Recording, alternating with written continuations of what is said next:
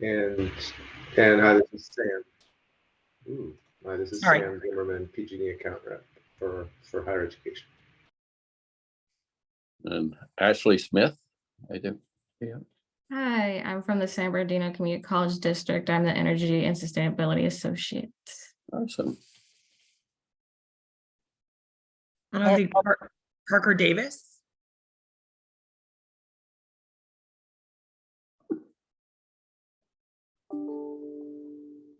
No.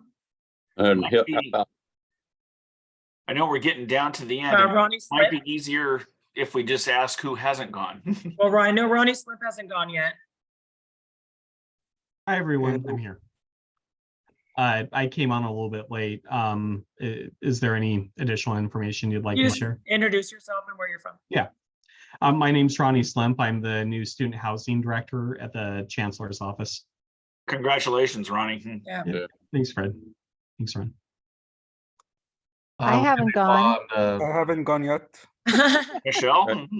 Yes, I've been here the whole time. Michelle White, Senior Account Executive at San Diego Gas and Electric. And I'm trying to see if anyone from San Diego is participating today, hopefully. It looks like Henry hasn't gone yet. Maybe. Yeah, Henry Hua, Interim Vice President of Administrative Services here at Fullerton College. Walid Gabra, Facilities Project Manager, LACCD. Hi, Rob Morales, Director of Facilities, Santa Barbara City College. Welcome. Hi, Scott Schumacher. I'm with Total Energies, and I'm going to be co-presenting with Hussain a little bit later this morning. Good morning, everybody. Thanks for joining us today, Scott. Yeah, thanks for having me. Do we have anybody else? This is Ron LaPlante with DSA San Diego, Supervising Structural Engineer.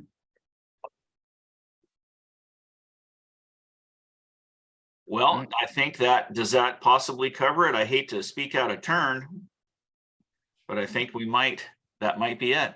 Well, folks, thank you very much for joining us today. And if we missed you, speak up real quick, and we apologize for missing your name, but the list goes on and on. We're really happy y'all joined us today. We got a full program for you and a lot of really good information. Special thanks goes out to Tara and Ron for organizing everything. We appreciate that so much, as always. And we have a number of celebrities with us today. You know, Craig is on vacation, so Ron volunteered to set in for him, and he's going to be presenting some incredible stuff, information that we all need to have regarding one of the interpretation of regulations that came out on battery storage. Hussain has an incredible program that really tailgates off of that, and he's going to talk about some of the successes that he's had in his program. And then I know I said it before, but Ronnie, congratulations on your new job. We're happy to hear that for you. And I know you're going to do a great job up at the Chancellor's office and working with Hoang. Some of the other folks are not on yet, but Rebecca's going to give us an update on the legislative report. We're going to hear some other information from CLEAResult and how they're going. And we have a special person that's going to join us towards the end of the program, and that is Lindsay Roll. She's with the CSU Chancellor's office. She actually made a trip back to Washington, D.C. for a topic that's important to all of us on energy.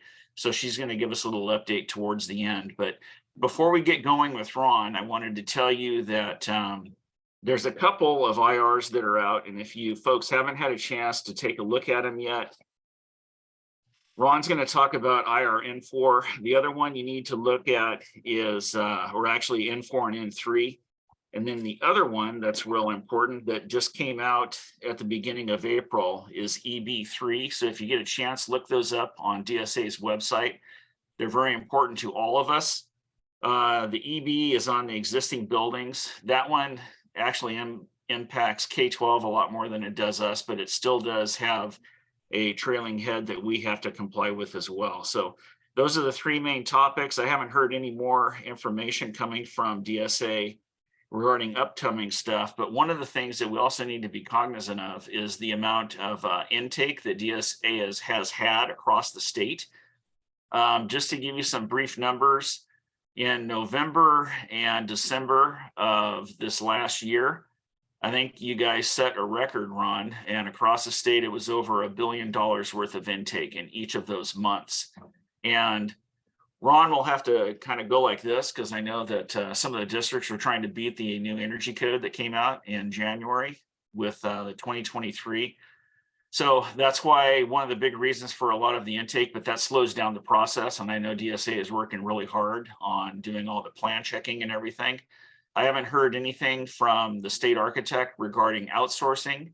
So we know that Ron, you guys down in San Diego, as well as the other 3 main offices, are extremely busy with all of the work that's coming in. So one of the things I wanted to say to you before you even get started is how much we appreciate the work that DSA does. You're a true partner. And I know that some things are, kind of hard to understand why you have to do it, but it's all about building safety. And that's what we all do not want to discount. So with that being said, I'm going to turn it over to Ron, and he's going to give us some information regarding one of those interpretations of regulations, and that's on the battery storage side. So Ron, thank you for joining us today, and we'll turn the field over to you. Thank you, Fred. I'll carry with your theme here. We did consult out at San Diego alone, I think 12 projects through November and December, large projects for structural. I think we kept up with the work coming in. We've been, we normally would see a big fall off in January and February after a new code cycle year, and that fall off never happened. I mean, it was a small little dip, but we have the tremendous volume of work that just kept coming in, and now we're in the middle of the summer rush for people getting their small projects out and on the street for the summer. So it has been a real challenge, I think, to balance all the workload. We've been sharing work, projects between the offices. And so, yeah, we're just, I almost feel like I've never seen so much work. So that's good. We're all busy. Regarding some document updates, I'll touch on after I do IR. I'll focus primarily, like you said, on IRN4. But I do want to touch base a little bit about IRN3, which is about the PV and battery system requirements in the California Energy Code. And we do have a publication that'll be coming out soon, PR 2304.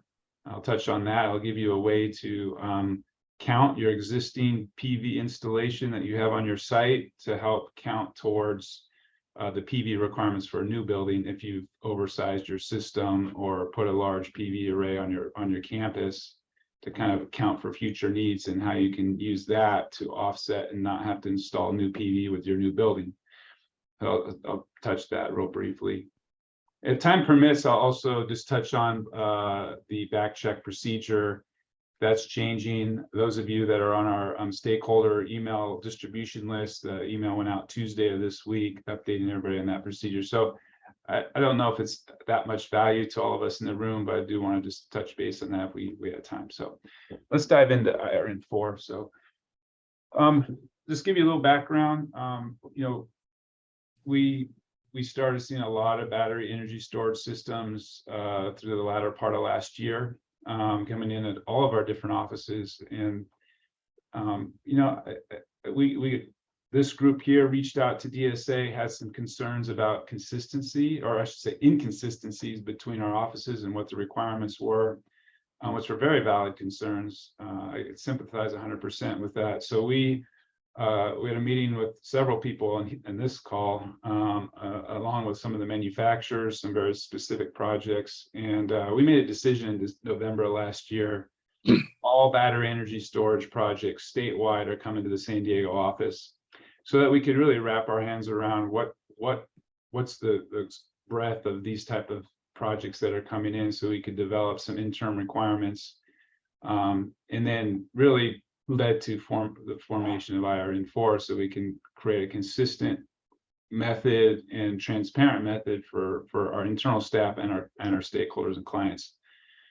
So that and I think that some of the challenges were that the California Fire Code, the 2019 California Fire Code, really didn't give any direction on battery energy storage systems, or very little. There was an NFPA standard out that gave some direction, but nothing in the Fire Code, California Fire Code. But the 2022 California Fire Code, as many of you know now, that has quite an extensive section. Chapter 12 was added to that section to really expand on what the requirements are, which are very much in alignment with the NFPA standard that's been around for a few years. So we made the decision late last year, all 2019 CBC projects, we're going to require the 2022 California Fire Code on those to get us through the end of the year, because we know that's the direction moving forward. And there was really an absence of anything in the building code other than the NFPA standard. So we did that as an interim, got through that hurdle, and then we published IRN4 in January. So it's a pretty rapid development. I think everybody for bringing that to our attention and create some consistency. So let's talk about IRN4, what's in there. There's really 3 components to the IR. One is a pre-application meeting. And I encourage this on all of your projects, not just a battery energy storage system, but especially of any large projects. Set up a pre-application meeting with the design team and yourself, and let's discuss, critical issues on the project. I'm always for that. Heading off major issues and decision making early in the process pays off in the long run. But for battery energy storage projects, we're requiring a pre-app meeting up front to discuss those, and then that's the first component. And then the second and third are the structural requirements and the fire life safety requirements for the battery energy storage systems. And these come in all kinds of shapes and sizes, right? We'll see a small battery rack that you almost put in your IT room or something like that, and then we're starting to see, like transformer size units, and then we get all the way up to like a Tesla mega pack or a cargo container full of batteries coming out of India or China or someplace where we don't really have good sourcing of what's in the box, how it's all attached. Really very little information.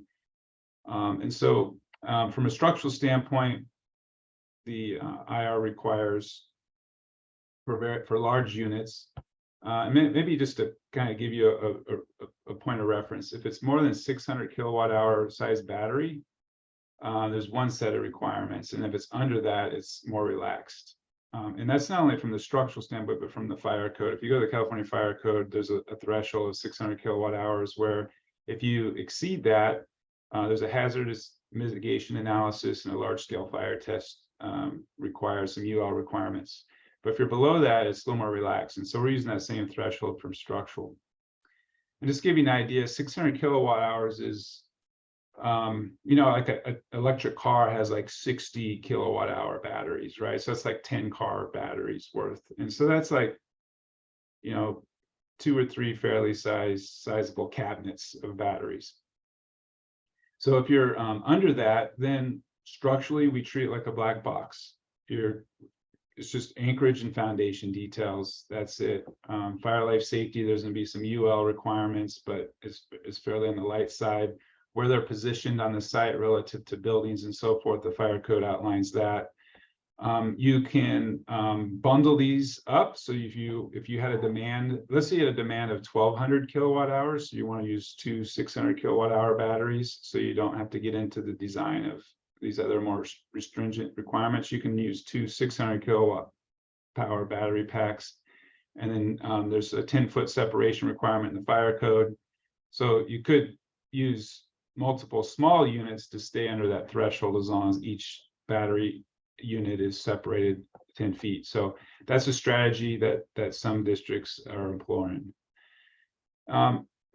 So if you're under the 600, again, it's black box, anchorage, and foundation. If you're over that, then the design of the structure, how the battery racks are attached and braced within the structure, needs to be justified. So there'll be calculations and analysis and so forth. There's also when you get to that size, there's a construction observation aspect of it, right? Testing, inspection, which isn't that challenging if it's built here in the States. But we're finding it's a real big challenge because either A, they've already been constructed, so getting that information is difficult. And then B, they're being built overseas. Like I said, we've had some from India and some from China. It's very difficult to get that information on them. So those have been a little bit more of a challenge. So we're finding the most successful application is the smaller packs. And then we've also been working with Tesla. They have various versions of their mega pack, different battery chemistries in some of them. We've probably had I don't know, probably like 10 meetings with them over the last couple months trying to straighten out some of these things. And so they've given us all their analysis of these buildings for these battery packs. We've reviewed them. The last piece of this puzzle was really the fabrication inspection aspect. And so we're going to run a new update to IRN4 in the next several weeks that will really address how to deal with ISO 9001 constructed units. So that's a certification that has a quality control requirement. That's a national standard that Tesla uses and some others. And so if they're built in one of those facilities, then the construction oversight aspect is taken care of. They just give us the end of the line of their fabrication plant certificate and we're done. So we'll be seeing certainly the Tesla Mega Pack is that it appears there on the trajectory to get theirs approved in a couple projects. Regarding them, we've been talking to them about doing a PC, so a pre-check design, so that they can just make that as part of each submittal, and we don't have to go through this exercise of analysis and so forth on each project. From a fire code standpoint, once you go over the 600 kilowatt hours, there's, like I said, there's a few other requirements that they have to deal with. So that's generally what's in the IR. Some of the best practices or some of the things that, from your standpoint, I'd be discussing is one's the pre-app meeting we mentioned before. And then second would be, make sure your consultant's aware of these things, they're familiar with IRN4, and then really, strategize, like, what's your demand? Do you need something larger than 600 kilowatt hours? Do you really need a very large one, or can you break it into smaller pieces? It's a little bit more simple. So that's kind of a big overview of it. I can kind of, do you want to hold questions to the end, Fred? I can talk about the PV requirements a little bit in IRN3 if you'd like, and then hold questions at the end. I tell you what, while it's fresh on everybody, does anybody have any questions right now regarding the battery storage side? I do. This is Tay over at Rancho Santiago. What type of fire suppression system is required if it's stored within a building for the larger 600 kilowatt systems? When they're in a building, the fire code requirements are very different. I can't give you the specifics of the requirements, but I will tell you, if they're inside of a building, it's certainly much more stringent. I think we have not seen any sizable batteries be installed in buildings. They're almost all away from the buildings in a setback, kind of building setbacks of 10 plus feet or more. Yeah, because that's what I would think. Ideally, it would be outside of a building. I mean, you hear all the news items about lithium battery, fires lasting for a long time and things like that. So thank you. Yeah, the thermal runaway, and once they get started, it's very difficult to put them out. It takes a lot of water, and they can reignite when you think you have it out. So it is a challenge. The battery chemistry on some of the newer batteries is changing from a lithium ion nickel based lithium ion battery pack to a lithium phosphate, which are more stable. So we're seeing some transition to that on these batteries. Ron, I have a question regarding and you may not know, so forgive me, but on the conversations with Tesla and the development of a PC drawing, which is a great idea, do you know if they're talking about just the structure? Would it only be applicable to Tesla batteries, or would it be applicable to other manufacturers as well? The PC would be just for their unit. Just for Tesla. Yeah, so Okay. Tesla's has what they call the Megapack 1 and 2, and then they've got an XL. All the new ones are the XL, and I believe they're built here in California. And so the Megapacks XLs is the one that they're looking at getting a PC because that's the one's moving forward. They've done shake table testing, they've done analytical studies for seismic, and so we've reviewed that data. So the current push right now is they have about 20 of the Tesla 1 and 2 mega packs in here. So we're just going to review that analysis and then work with their other offices. So not every office is reviewing the same analysis. One of the staff on my team actually is reviewing all of the Tesla mega packs. So we're going to get through that hurdle, and then we're working with them to get their Excel through a PC, so that will make the process much smoother throughout the state for the remainder of them using their pack. So I think they have a pretty straightforward path forward, to be honest. I think they're on the right track. I'd say if you have sourcing of battery packs coming from overseas, I think you're going to find yourself in a little bit of a challenge, because they're not going to have any. It's going to be very challenging to get information on how it's constructed, construction drawings. They might be in a different language or even non-existent. And then how everything's attached and anchored inside is going to be difficult to get hold of. And then you're going to be doing a post-construction kind of inspection program when it arrives here, as opposed to someone going to the plant like you would see in a fabrication plant on a steel building. Mm-hmm. Awesome. Anyone else have any questions for Ron? Yeah, Fred, on those Tesla mega packs, you've been discussing the structural part of it. Will that PC also include the fire suppression system? They generally don't need a fire suppression system in there because people can't enter them. The access to the panels and everything is from the outside. The doors open on the outside. So I'm fairly certain the fire suppression is only if people go inside of the container to work on it. Awesome. Or if you're sticking it, in a building or too close to a building, then that might drive it. But they're all pushing them away from the buildings. So I've not seen fire suppression requirements on those yet. We'll say, I didn't mention it before, but we have something called risk category or an importance factor for critical components. And so when you have like a generator supporting a fire suppression pump, that's designed for what we call risk category 4 for a higher level of importance. So after an earthquake, the generator turns on and the fire pump can still work. And so basically what it means is you design it for 1.5 times more load. And there's some shake table requirements for generators. For these battery energy storage systems, it's going to say contain a large volume of hazardous materials, like you'd mentioned the fire requirement, restriction and so forth, that we've assigned these an importance factor 1.5. So they're all going to be anchored and braced to a little higher level of safety than a normal, transformer that you would have on your site. Anybody else?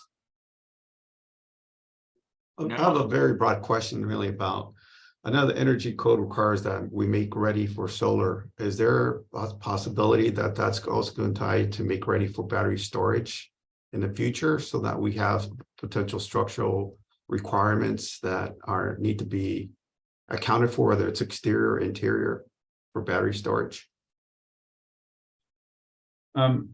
The energy code, 2022 energy code requires newly constructed buildings to have PV installed on them.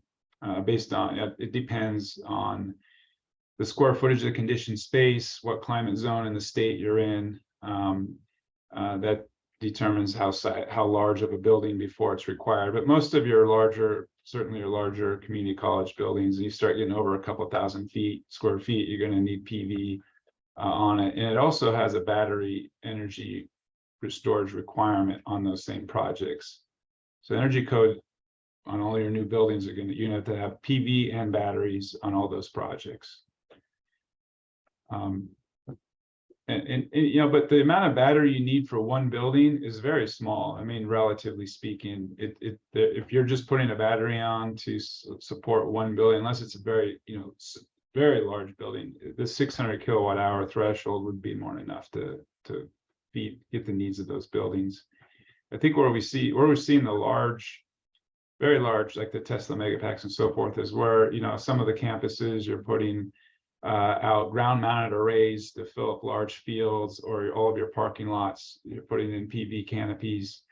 And you know, the time of use, I know we have some SDG&E and PG&E here, but you know, when you're looking at time of use, and you know, everybody's trying to stay under the net metering 2.0 and time of use, you know, having the batteries there to store power during the production period in the day, and then have your power in the evening, or sell it back at a different rate, you know, really makes batteries make sense on those large scale projects, or on most of your projects.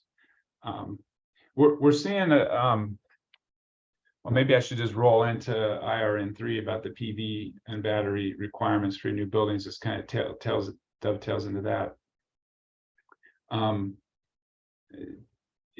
So we talked about new buildings needing PV and batteries. So many of you have installed batteries on your, installed PV on your sites already. And so, you know, we've been working with the California Energy Commission for a while, trying to sort out what do we, you know, the provisions are written more for a commercial building, right? Somebody's going to build one building on a piece of property, and these are the requirements. But everybody here's got campuses full of buildings, and you have one point of connection from the power company feeding all these buildings.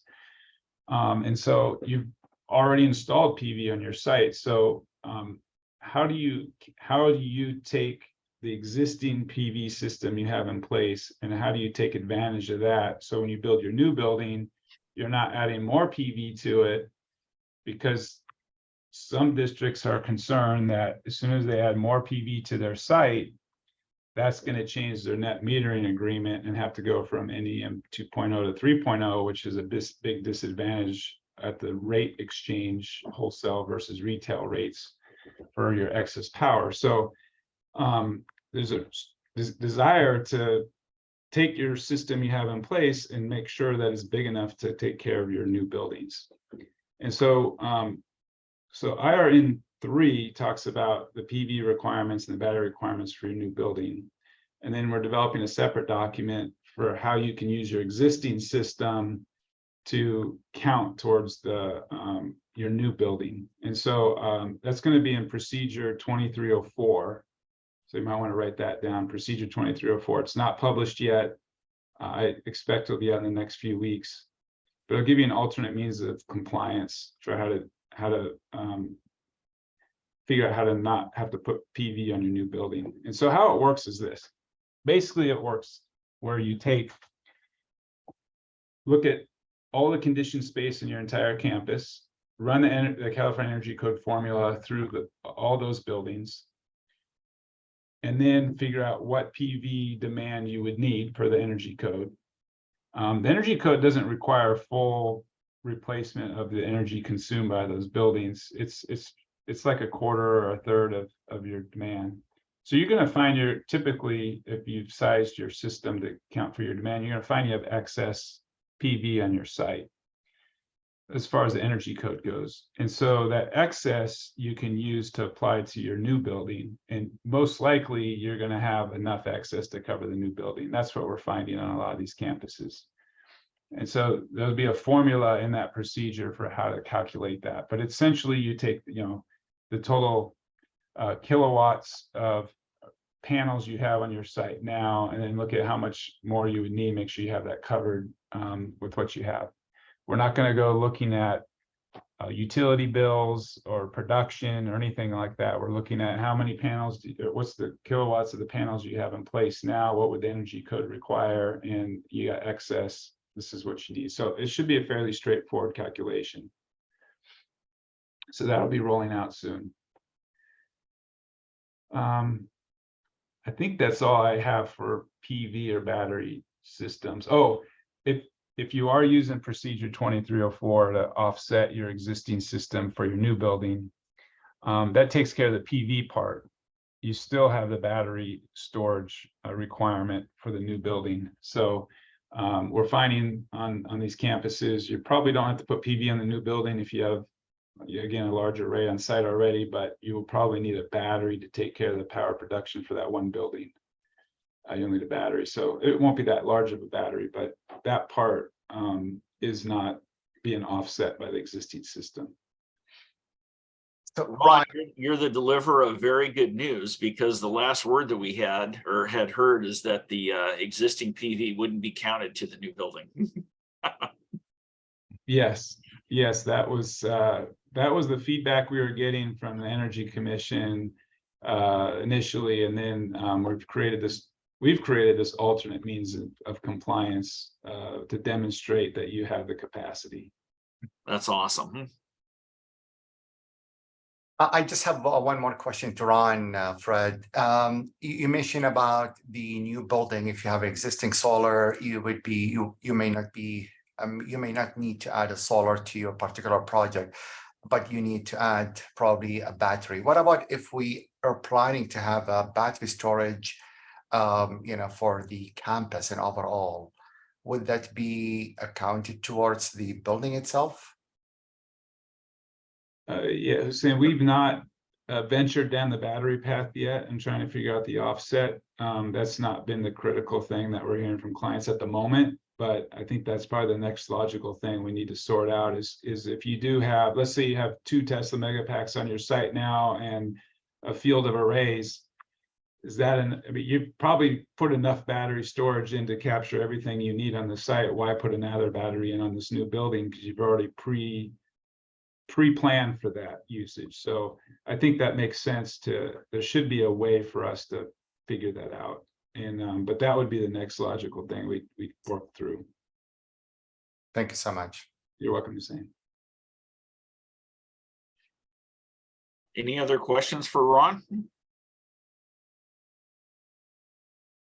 I can give Ron, you... I think I'm sorry, was somebody speaking? Oh, no, sorry, Fred. I was going to say, I'd like to give people an update on our back check procedure if we have time. No, go for it. You got plenty of time. We want to take advantage of all your wealth of information that you have for us right now.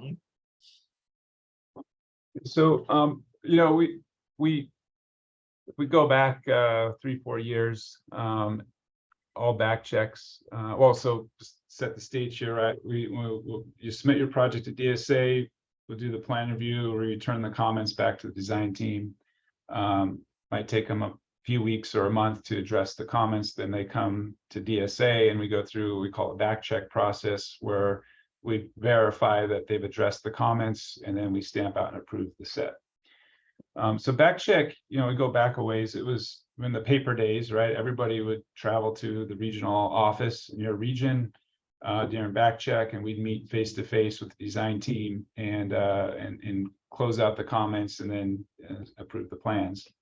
When we went to electronic plan review, the process was very similar. We just had screens in our back check room instead of paper. And then, 2020 came and we all were working remote. And so we started working also in a remote environment and doing back check through Teams, Microsoft Teams.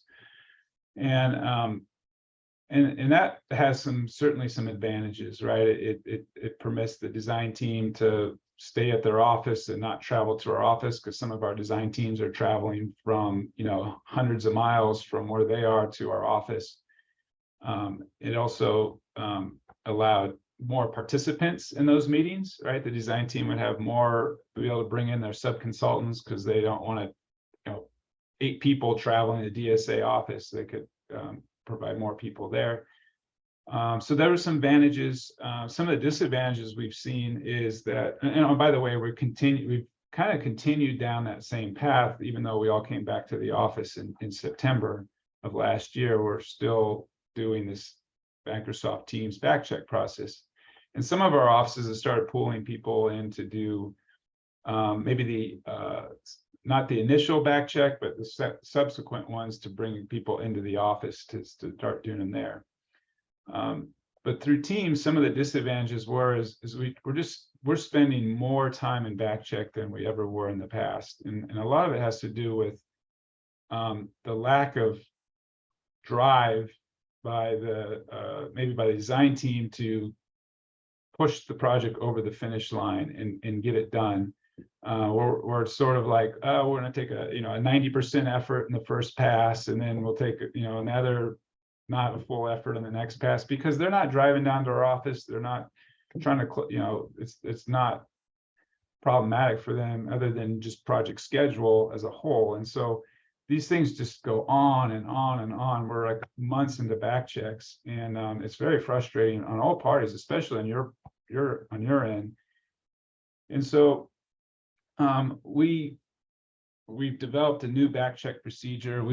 Some of you have been in meetings with Craig or Doug or some of our other regional managers over the last couple of years talking about changes to our back check procedure. And so we finally pushed it over the finish line and implemented it. It actually starts tomorrow. It's gonna be the first day where we start it. So all new projects are all projects where they call us for a back check appointment starting tomorrow.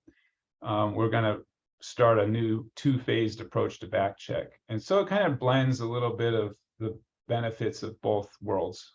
So the first phase is going to be submit the whole project back to us. We're going to review it as a desk review on our own without the client there, almost like a resubmittal, and we're going to clear out as many of the comments as we can. If they're all addressed, we'll just stamp the project out and it's approved. So certainly on, I think, your smaller projects, that's certainly a possibility. I think in the larger projects, there'll still be a few lingering comments, but there'll be a first phase will be desk review, and then we'll return the set to the design team, and then we'll set up in-person meetings in our office for the second phase. So it's kind of a blending of where we were in the past and what we've been operating in. And I think that'll help really speed up the back check process overall. I think initially, as people learn it, they'll feel like it might be a little longer, but I think it'll certainly give an advantage to the design team that if they can address all the comments and do a thorough job, that they can avoid coming to our office for in-person back checks. So really incentivize them to, hey, get it all taken care of in the first phase. Let's get through it, and then come. Usually those last outstanding items, they're outstanding for a reason. Probably there's either a lack of communication, it's a complicated issue, but whatever it is, let's meet in person and hammer out those last issues and get it approved. So that 2-phase approach is starting tomorrow.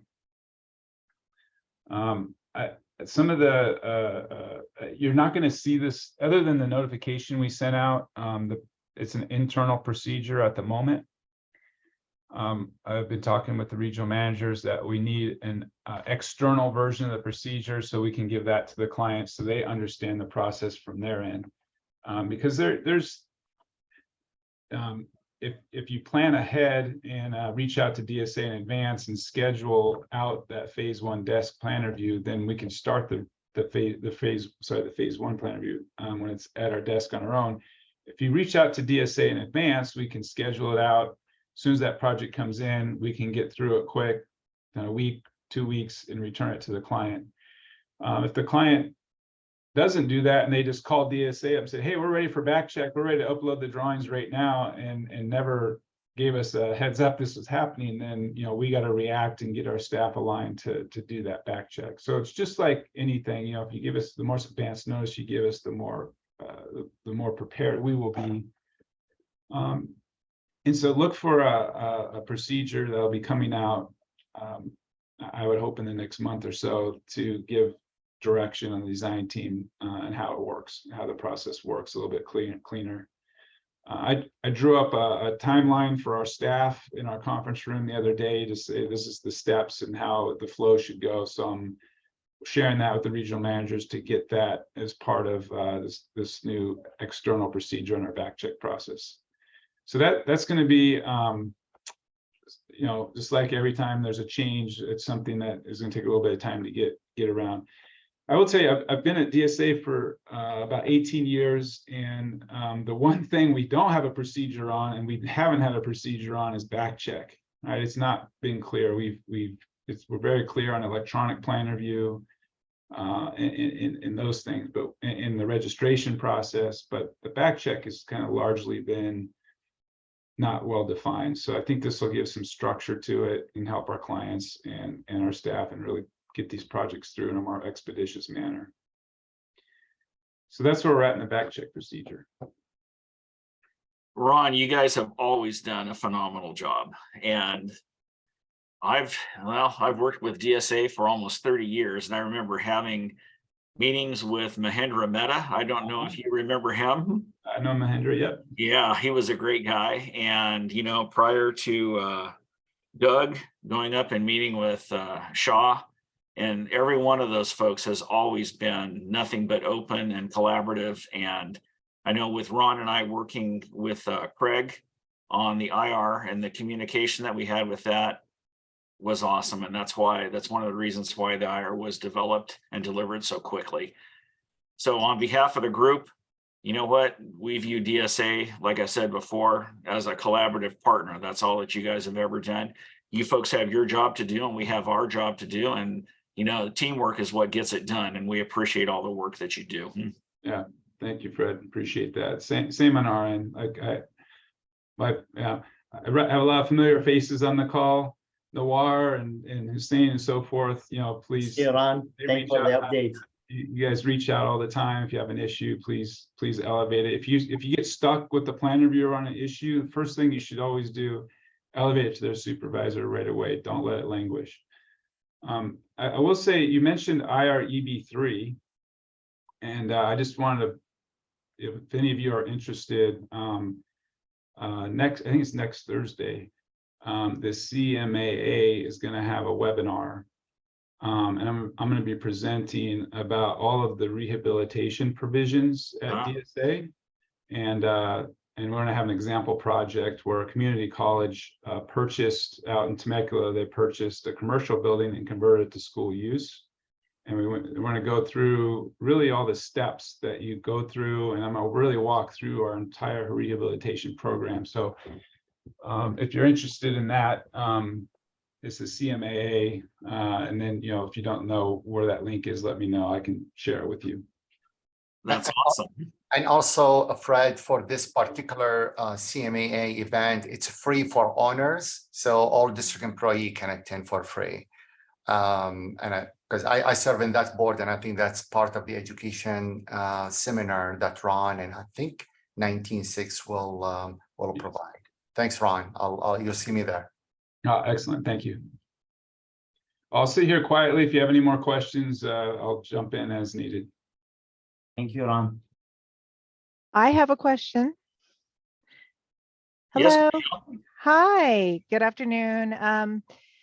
Ron, thank you for that. I've become more and more intimately familiar with DSA recently. I also handle the K through 12 schools, and a number of inspectors have been apparently hired by the schools that don't know the process here, how to submit their inspection release letters. So I've learned a lot personally in the process, and I don't know if it's possible to either communicate with you or someone else to make sure that whoever is the third parties are understands what to do to you know, expedite the process and make sure they get those release letters to the right people here at SDG&E.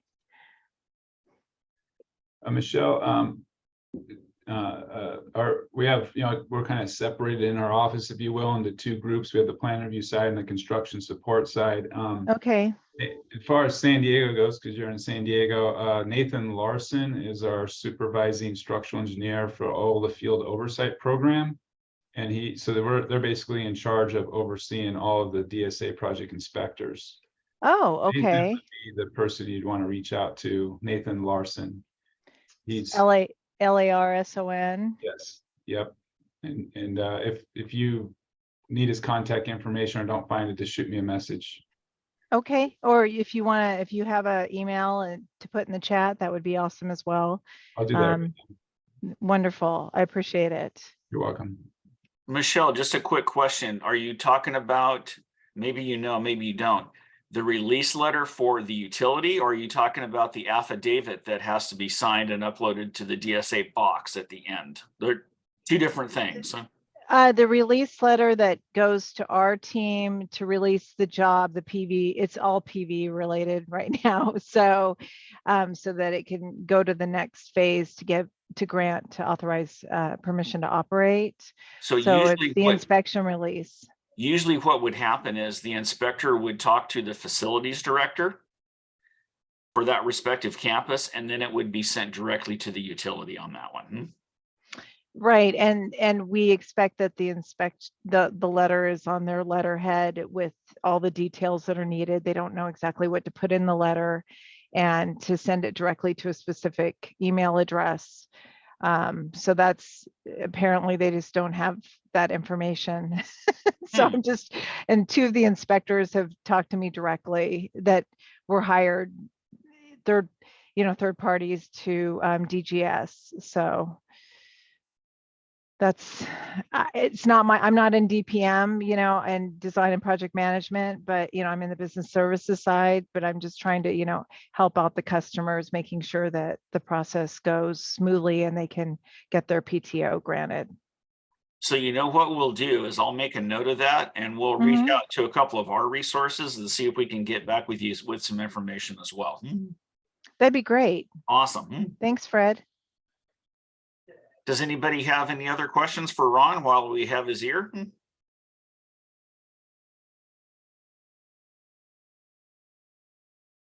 Ron, I don't see any. So you know what? On behalf of the group, thank you again. And thanks to Craig and all the folks down in San Diego that support you and the DSA office in San Diego.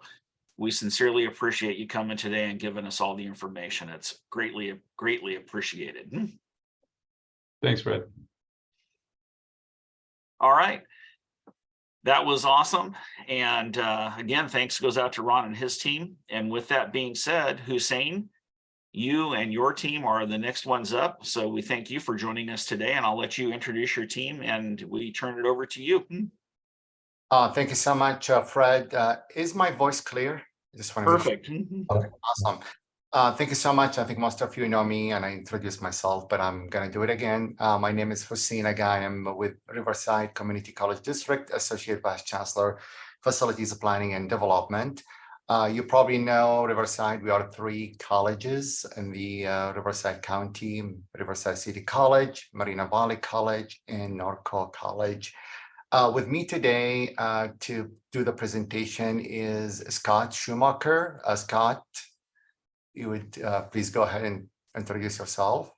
Yeah. Hi, Hussain. Good morning, everybody. My name is Scott Schumacher. I'm an account executive with Total Energies. Many of you are probably more familiar with SunPower. So SunPower sold the commercial division to Total.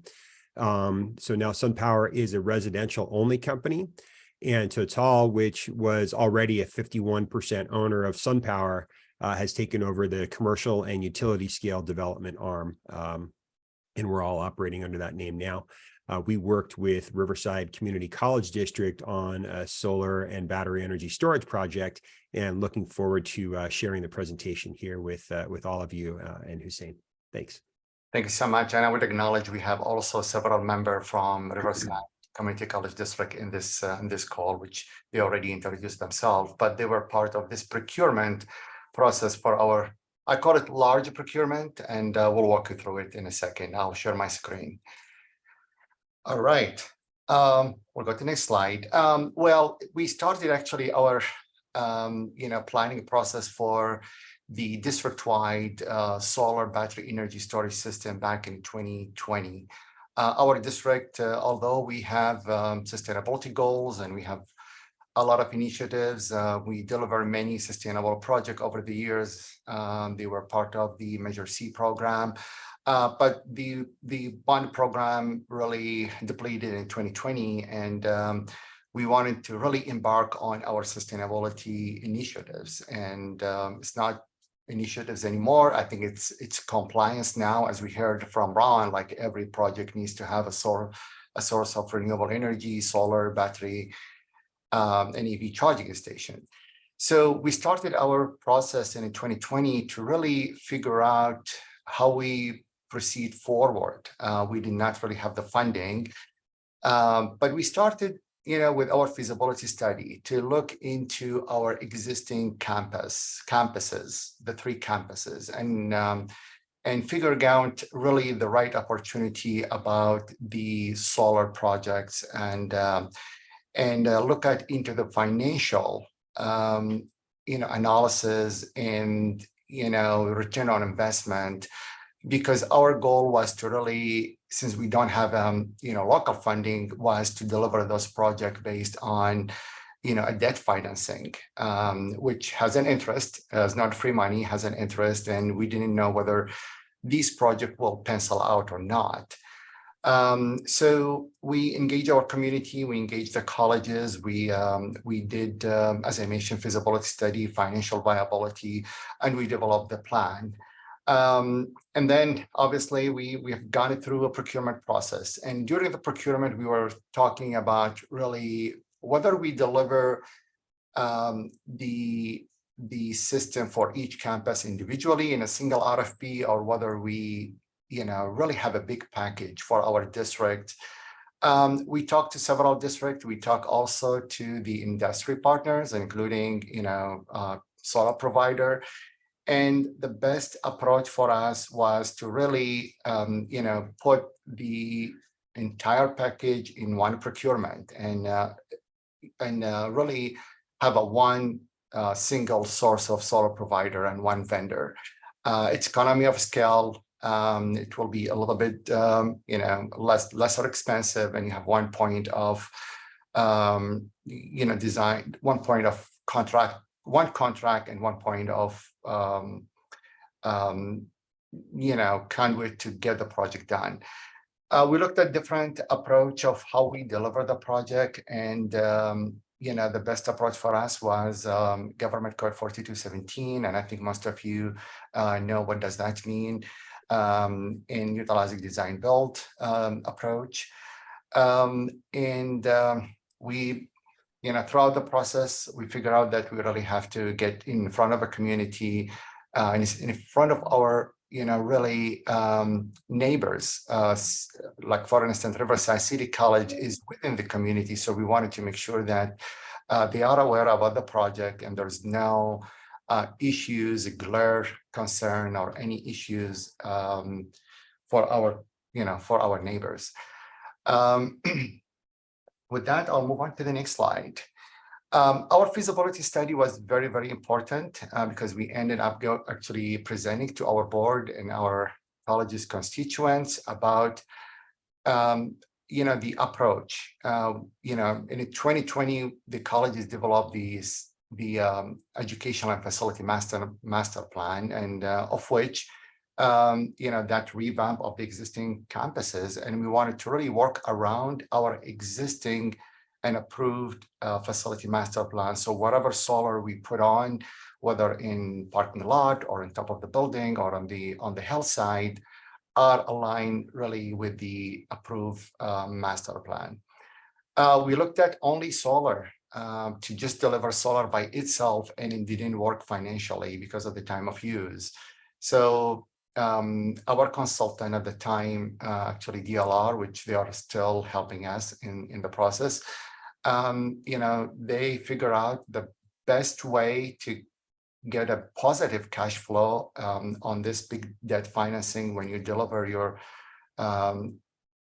solar PV and battery energy storage system, is to really marry both systems together. You have a PV, solar PV, and the battery, so just shave the demand. We also, during our process, we develop a roadmap on a future project. And the plan got revised several times, and we looked at, again, as I mentioned, financial viability. We also assess our existing structure. We had 2 parking structure that were built, but we want to really find out if we can put solar on those parking structure, because that would be a great opportunities. What you see in this slide is really our master plan. This is more than what we need, above and beyond of what we need. And obviously, neither Southern California Edison or any of utility company will let you produce more than 100% of the main meter. But this was kind of really a menu provided to our RFP to the solar provider about options. On the left-hand side is Riverside City College, Marina Valley. We identify many locations, and actually I have the name different. I think Marina Valley is on top right and Norco in the middle. So just I have the name different here. But for instance, at Norco College, which is really in the middle, that I'm highlighting my cursor here, is this is about more than what we need so significantly. And the reason for us really getting these different options, and again they align with the facility master plan, because we wanted the solar provider to look at those options and provide the best combination of solar battery that meets our economical needs, our financial need, and provide the really positive cash flow over 25 years, given that we have a debt financing. So we throughout our process, we identify goal, whether we have 100% renewable energy or 50% or 25. So we develop those goals and we ask the vendor to provide us pricing and return on investment on a very sophisticated pro forma, which most of you are familiar with, to really find out what would be the most advantageous project for us.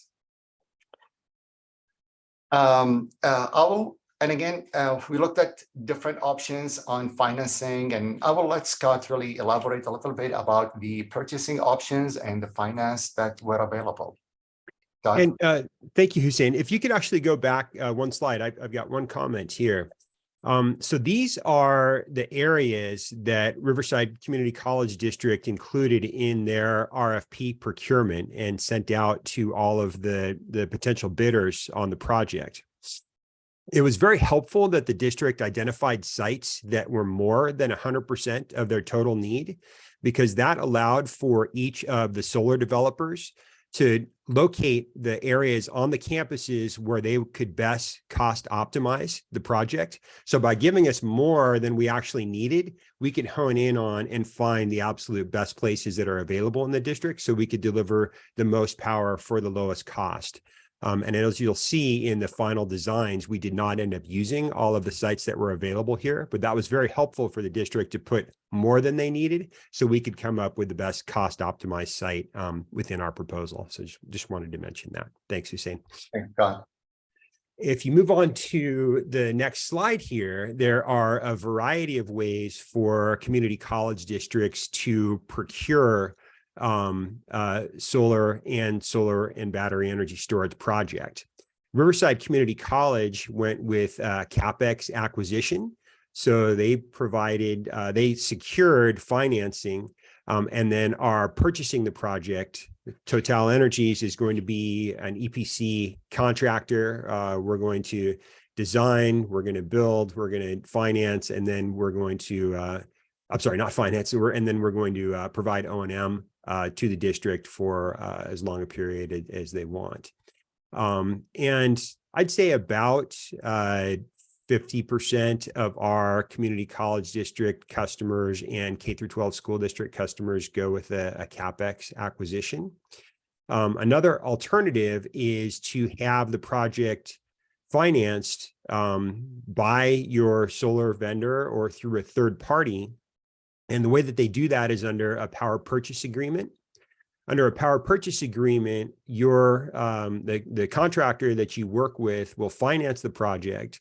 You as the district do not end up owning the project and the equipment of the project, but instead you just pay for electricity that's delivered. The advantages of going with a power purchase agreement are little or no out of money proceeds payable at the beginning. You only pay for power that's delivered to the site. And so it's a possible method of reducing risk around the project. And then the third column is tax exempt lease. Oh, I'm sorry, I should go back to power purchase agreement for one additional option here. One of the other benefits of the power purchase agreement is that the While community college districts are not tax-paying entities, a third-party owner and operator of the system can leverage the federal tax credit, which is 30% or more. And they can use that 30% investment tax credit to lower the cost of the power purchase agreement. So it will lower the cost per kilowatt hour of the project over the term of the agreement. In the tax exempt lease, on the other hand, you're foregoing the investment tax credit, but this is another financing option. And by securing a tax exempt lease, you can usually do the project over a shorter term. And in addition to that, secure a lower interest rate than a third party would use under a power purchase agreement. So it may also make sense to look at a lease to see which one is going to deliver better economics for your specific situation. So CapEx, power purchase agreement, and tax exempt leases are the three main ways that community college districts are securing these projects here in California. Thank you so much, Scott. And I just want to go one more slide here, actually. And during our planning and feasibility study, we wanted to really confirm with the three pillar of our climate justice goal: environmental stewardship, social equity, and physical sustainability. We wanted, obviously your solar, battery energy, EV charging station, now it's all comply with environmental stewardship and social equity, climate justice, but it just boils down to the really finance and whether you can pay for it and whether you can have your return on investment. What you see in this slide, I know it's a lot of number, but I will summarize it really quick. We in our district, we explore two options. It's two table here. The table on the top is really the cash option, which is, I should say cash with, it's a cash with an interest rate. In other words, we get a loan from a bank, and we pay the contractor 100% when the project is complete, and then we will have to pay the debt back over 25 years. So we looked at the debt option, and we looked at also the power purchase agreement. Both options, and we present those to the board and to our college constituents. And we, again, during our planning, we looked at the 25% campus-wide, renewable option reduction, 25, 50%, 100%. It boils down that, obviously implementing this project will be the same cost, about 30 million if we do 100%, 23 if we do 50%, and 15 or 15.7 if you do 25%. But the return on investment, obviously, it's about 4.1. That includes everything. That's hard costs, soft costs, permitting fees, maintenance and operation over 25 years, including all anything associated from implementation all the way to commissioning and removing the demo of the solar after 25 years. The power purchase agreement was all negative for us, all upside down. So we, from the get-go, we decided to not, we could not really entertain the PPA. So we decided to go with the loan option. And that's one reason. The other reason our board was against PPA, they said, well, we should not lease, our property for 25 years in exchange of power. That's their opinion. And I think, we all respect that. But we know other colleges and other school districts, they do PPA. But that was really helpful during our planning. And it's really, when we did the procurement, those numbers were confirmed. Yeah, but I think, Hussain, if I could just add one thing on this slide, this analysis was done by the third-party consultant, I believe, before the district issued the RFP. Correct. And so the one thing that I would add for community college districts that are considering a power purchase agreement, the analyst in this case assumed a PPA rate that was higher than what the district may have gotten if they had done an RFP for a solar PPA. Our internal calculation of what a power purchase agreement would have looked like, could have matched, or it would have been significantly different and would not have been in the red had they included a PPA element in the RFP. So I don't want anyone to be scared away from a PPA looking at these numbers. This was not based on actual bids that came in an RFP, but work done ahead of the project. That's correct. That's correct. So our procurement, we utilize Design Bold Government Code 4217. And although this procurement allows you just to tap into one vendor, we can call a vendor and say, hey, we really want to get your proposal on doing renewable energy within, based on 4217, and we do the analysis. However, although we use the 4217 as a vehicle for procurement, we had it as a competitive RFQP, request for qualification proposal, and I'll explain this to the next page. So we went to the board, we explained to them about our procurement process. Obviously, it's vetted through the district legal counsel.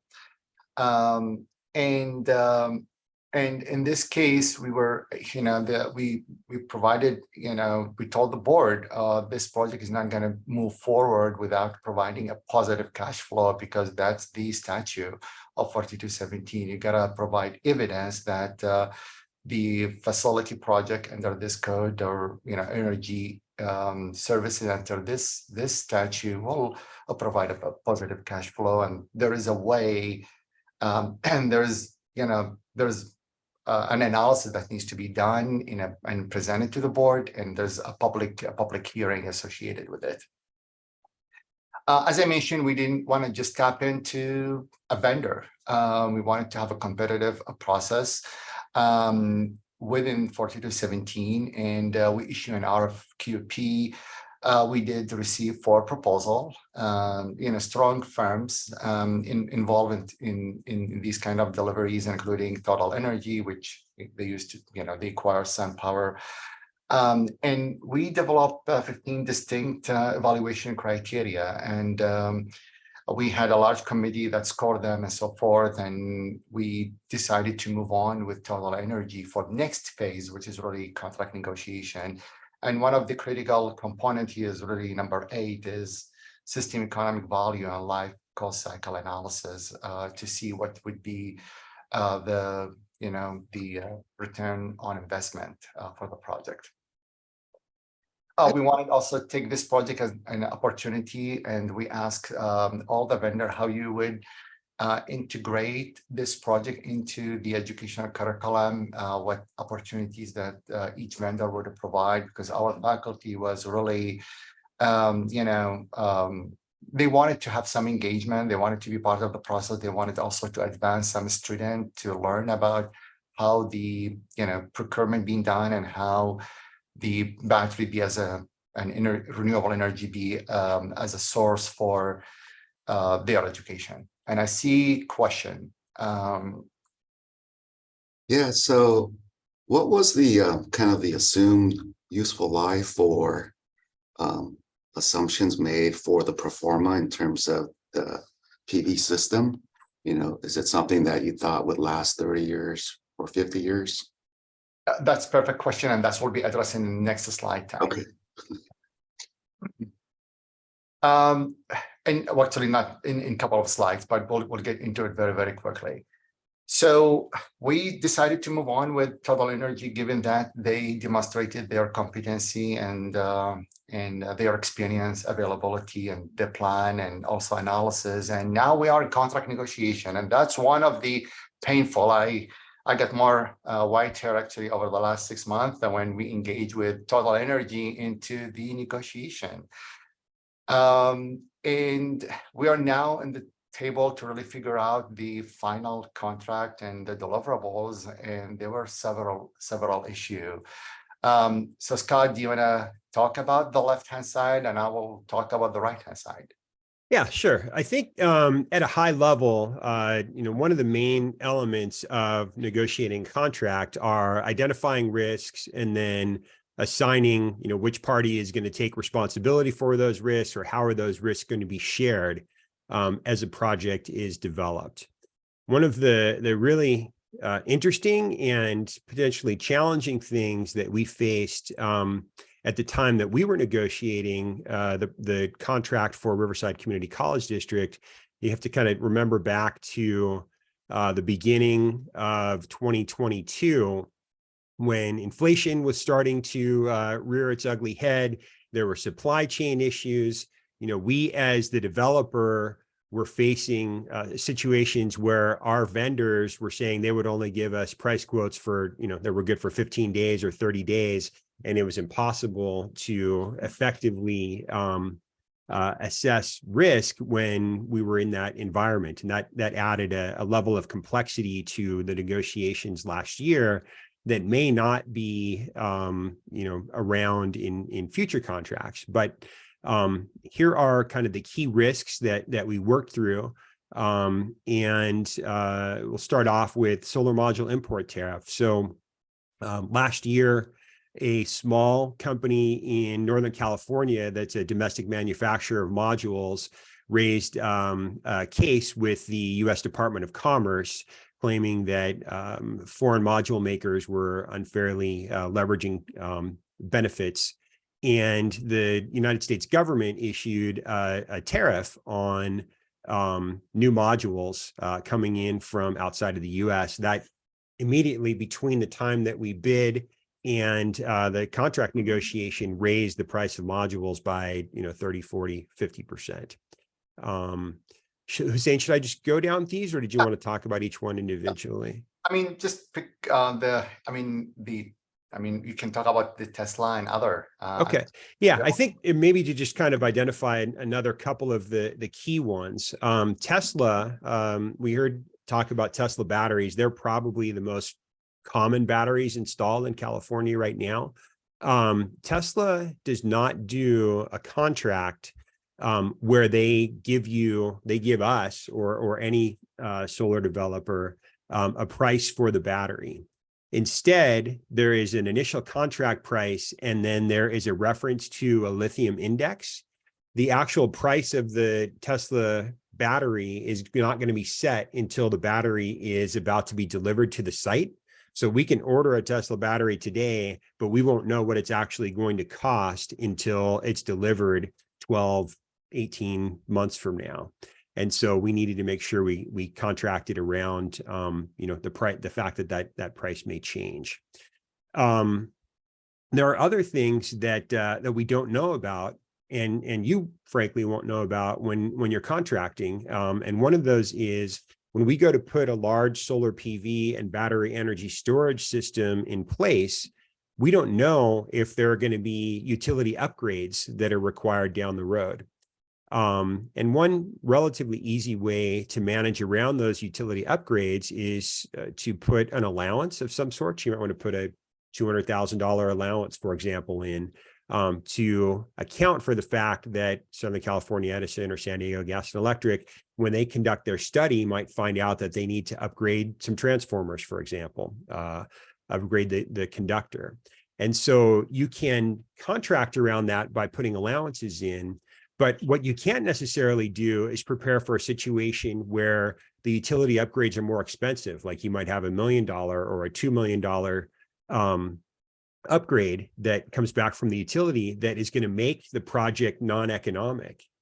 And as a result of that, we put into the contract an ability for Riverside Community College District to terminate a site in the event that the utility upgrade charges come back higher than expected, higher than that allowance.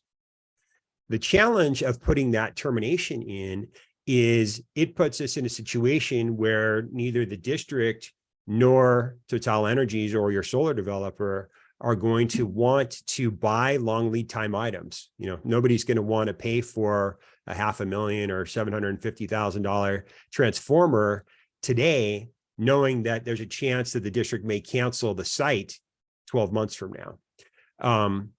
And so, we just have to think about all these things, make sure that we're properly sequencing our scheduling and purchasing the long lead time items after we've cleared a number of hurdles, a number of unknowns. For example, the utility upgrade costs, or when we do a geotrack inspection and find out that there are subsurface rocks that are going to make us have to do spread footing instead of a drilled foundation. Just a lot of unknowns at the time of an RFP when you're putting a bid together that you don't know, but you're going to find out as you work through the project.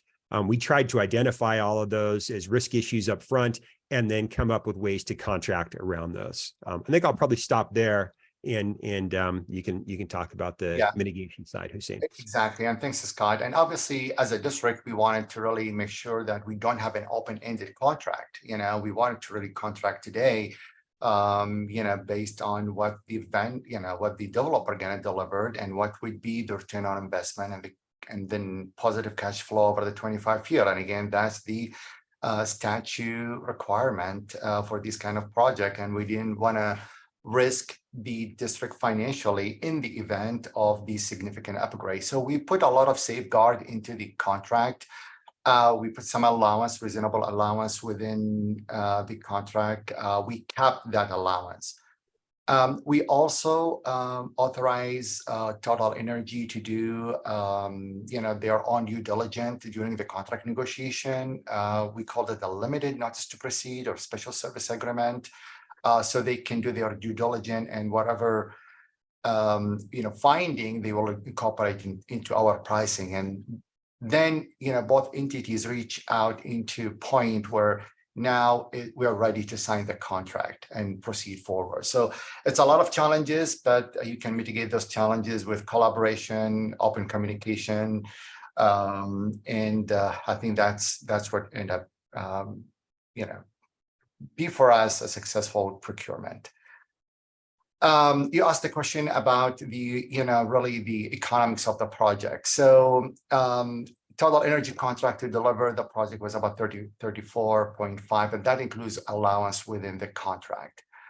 We also set aside about 2.5 million as a soft cost and, and another contingencies for unforeseen condition that's not addressed in the contract or part of the allowance. So we looked at really the total cost is 37.2 million. That's, everything. We identify local funding, 12 million, and our finance was about 25.2 million, and that's done through certificate of participation. And at the time in our analysis, we were thinking, the interest rate was going up, and we were, the cost was about 5.3 million. And we looked at the system is going to last for 25 year, and then 25 year, we will decommission the system, and that will be the production over its life cycle. And we account, you can see here the net saving for 27 years. And why is that? Because we wanted to really make sure that we have the lending done when the contract is signed by the board. But think about the first 2 years, the vendor is going to go through permit, design, permit, and construction, and we will incur those interest rates for the first 2 years before the system is fully commissioned and produce the energy that you wanted. So we took into consideration the first 2 years while the project under construction, and then the 25 years. We leverage scheduled maintenance funding, thanks to the state of giving us that opportunity. And we, our analysis shows 7.5 million saving over 25 years. However, we lock the interest rate as 4.9, which eventually will provide 9.3 over 27 years. And this is, we looked at the total cost of ownership. We looked at really the avoidable electricity purchase for the solar itself. We looked at what the battery rebate. We were able to get a successful, and thanks to Scott and his team, getting an incentive into the pipeline with Southern California Gas, I believe, for the battery installation, about 1.1 million. and what the battery will provide saving, and that becomes the 72 million. We looked at also the maintenance and operation over 25-year. We also wanted to make sure that we have a performance guarantee agreement with Total Energy. And probably, Scott, you can elaborate what does that mean, but you know, so the overall cost will be about 5.7. So we have our 25 million debt, you know, after 25 years will be 47 million with the, you know, with all the interest associated with it. So that's why the, you know, the net saving will be about 75. If we have, you know, we're talking about a bond in 2024, we can, you know, after 5 years, we would be able to pay our debt, and obviously there will be a much significant saving in overall. And Scott, you maybe, you know, want to talk a little bit about the performance guarantee and what does that entail? Sure. Yeah, I think 2 points on this slide. First, regarding the performance guarantee, when you speak with your solar vendor, one of the things that they can offer is a performance guarantee. The performance guarantee will, you know, be for a specific period of time, let's say for 25 years, for example, and it will guarantee that the system will create a specific number of kilowatt hours in each year.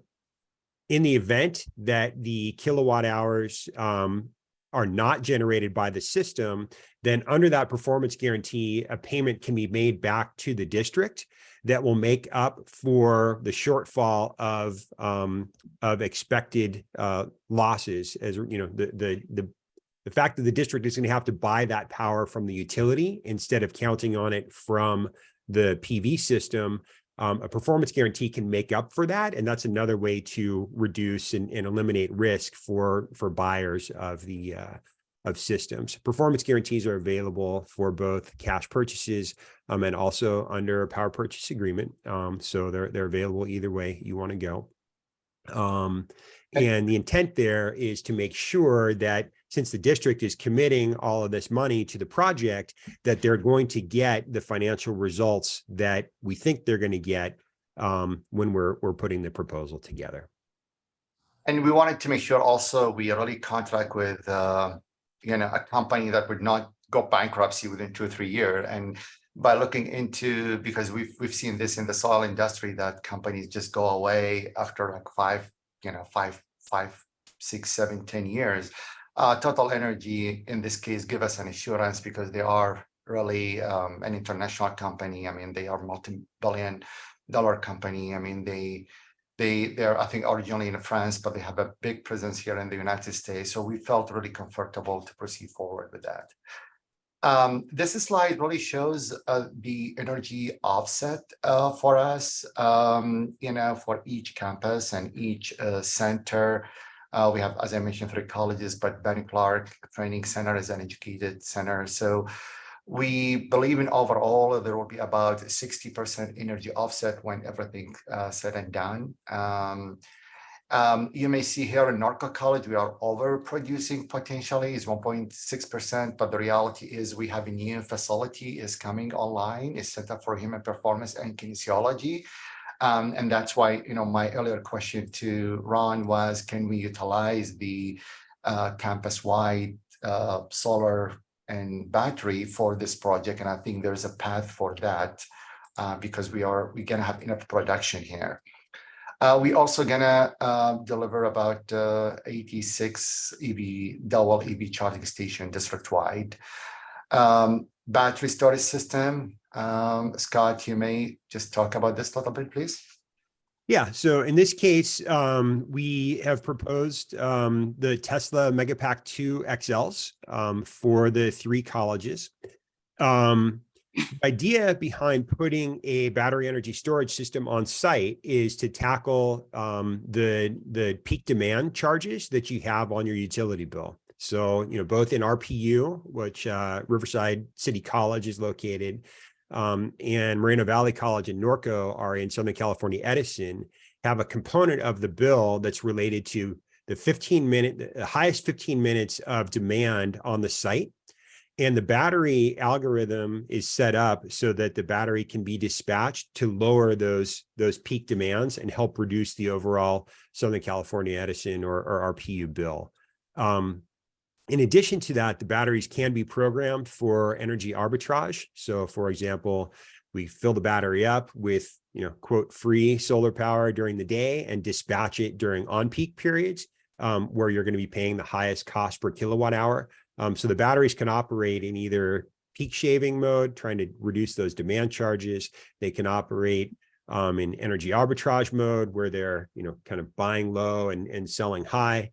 Or they can be used in a combination of trying to solve for both of those things. As the provider, we're responsible for managing those. And those also come with a guarantee that will generate a certain amount of savings by properly dispatching the battery. This was actually, I think the slide regarding the energy service agreement and the again, it's one contractor who's really fully in charge on all the design, permit, construction, commission, maintenance, and operation. It includes also the, as Scott mentioned, the performance and performance guarantee agreement, which requires the developer to maintain and operate the system. And that was really a full package under one contract, subset of contracts. I'll hand it over to Scott to talk a little bit about the incentive available for California Community College District for renewable energy. Yeah, so this is actually really an exciting element, and it is good for both community college districts that are planning to purchase solar PV and battery energy storage systems, and also districts that are planning to go with the power purchase agreement. The investment tax credit was scheduled to ramp down to 22% in 2023 and then down to 10% in 2024. The Inflation Reduction Act that was passed last year returned the federal tax credit to a baseline of 30%, and that's set for the next 10 years. It then added some bonus credit options. One of them is if the location of the system is going to be in an energy community, that increased the federal tax credit from 30% to 40%. If it's in an environmental justice area, it can increase it by either 10 or 20%. Environmental justice areas are defined as low income, and they need to be economic benefit projects. The one unique thing about the environmental justice area is that you need to apply for those and get selected by the government each year in order to claim that 10 or 20%. And there is a 5 megawatt cap per site on that one. And then domestic content. If you use all domestic content in the project, that can add another 20%, 10%. Those are stackable. So you have a baseline of 30. If you're in an energy community and use domestic content, that can be up to a 50% offset against the total cost of the system. So a lot of you are probably asking, well, I don't pay any taxes, so the investment tax credit doesn't do me any good. The other thing and the key thing for non-tax paying entities that was added in the Inflation Reduction Act is that it added a direct pay option if you're a non-tax paying or a tax exempt entity. So that comes back in the form of a check back to the non-tax paying entity. So now you no longer don't get to take advantage of the ITC, you get cash back in pocket for qualifying projects. If you prefer to have that ITC funding come back to you earlier, you don't want to make the payments out of pocket and then get reimbursed at the end of the tax year. The ITC is transferable, so you can, in essence, sell your tax credit to a qualifying third party. They can make a payment to you, so you get that cash up front earlier to help pay for the system up front, and then they get the benefit of the tax credit in the future. So there are a number of ways, either through a PPA, where your third-party PPA provider is going to take advantage of the 30, 40, or 50% tax credit, Or if you're a cash buyer through either direct pay or through selling your investment tax credit, you can get cash back on your project. And then last bullet I want to make sure I mention is that Hussain mentioned that the Riverside Community College District is going to get about $1.2 million in state money underneath the self-generation incentive program. That program is available to batteries and fuel cells and a number of other types of hardware. The self-generation program, or SGIP, is still available in San Diego Gas and Electric. And so battery systems will still qualify for that incentive in SDG&E. The funds have been fully utilized in PG&E and Southern California Edison at this point. Thank you so much, Scott. And I believe with that, it concludes our presentation. I know there's a lot to digest, but I'm sure most of you are familiar, and hopefully you see this presentation and the information provided helpful. Yeah, one thing, Tay, I think you asked about the duration or the financial analysis. And in the case of Riverside Community College District, they did a 25-year pro forma. That is, there may be a number of reasons why the district chose that. But one of the reasons to do 25 years is the warranty on the solar modules. So solar modules will come with a variety of warranty terms. The term that was common for many, many years was a 25-year term, but I'm starting to see 28 and 30-year warranties on solar modules now fairly regularly. So SunPower has been around for 36 years. There are still systems that we built in our very first year that are up and operational today. We build our carports, for example, with an expected lifetime of 50 years on them. So just because there was a financial pro forma that was 25 years, that doesn't necessarily mean that system is going to stop working at the end of a 25-year term. We expect that they're going to be operating much longer out into the future than that. Great, thank you for that info. Do you know, you guys mentioned guarantees, right, in terms of performance. Are there such things as like an insurance policy on those guarantees, in case, not that you guys would go under, but there's a lot of companies that may not last 5 years? Yeah. I've never seen one that's an insurance guarantee on a performance guarantee. What I have seen and what is actually becoming more common is that a third-party provider, especially in the case of a system that is owned rather than financed through a power purchase agreement, there are third-party providers that provide both the O&M and also an insurance policy or a performance guarantee that comes directly from them. So if you don't necessarily want to do your O&M and performance guarantee through your solar contractor, there are now third parties that are in essence, providing insurance in the form of their own performance guarantee. But I've never seen an insurance policy on a performance guarantee itself. Thank you. Mm-hmm. Well, does anybody have any questions for Hussain or Scott? I should say, any more questions for Hussain or Scott? I was just curious if you looked into that, to the California Energy Commission, to their loan program. They had a 1% loan program that was available at one time. I think it's still available. That would probably help reduce some of your pay to that as well. Ron, we looked into that actually. My boss is the finance guy, and he looked at so many different options. We engaged also a bond counsel to really help us to figure out those energy type of loan. And at the time there was nothing really available. So, but we were able to get a lower loan, given that we are public agency. So it's 4.9. Could have been, if we have a 1% loan, the saving would have been way more than what you've seen in the screen. Yeah, I just was wondering if they'd still allow you to leverage that if it was available. They're going to be on the call later today. Okay.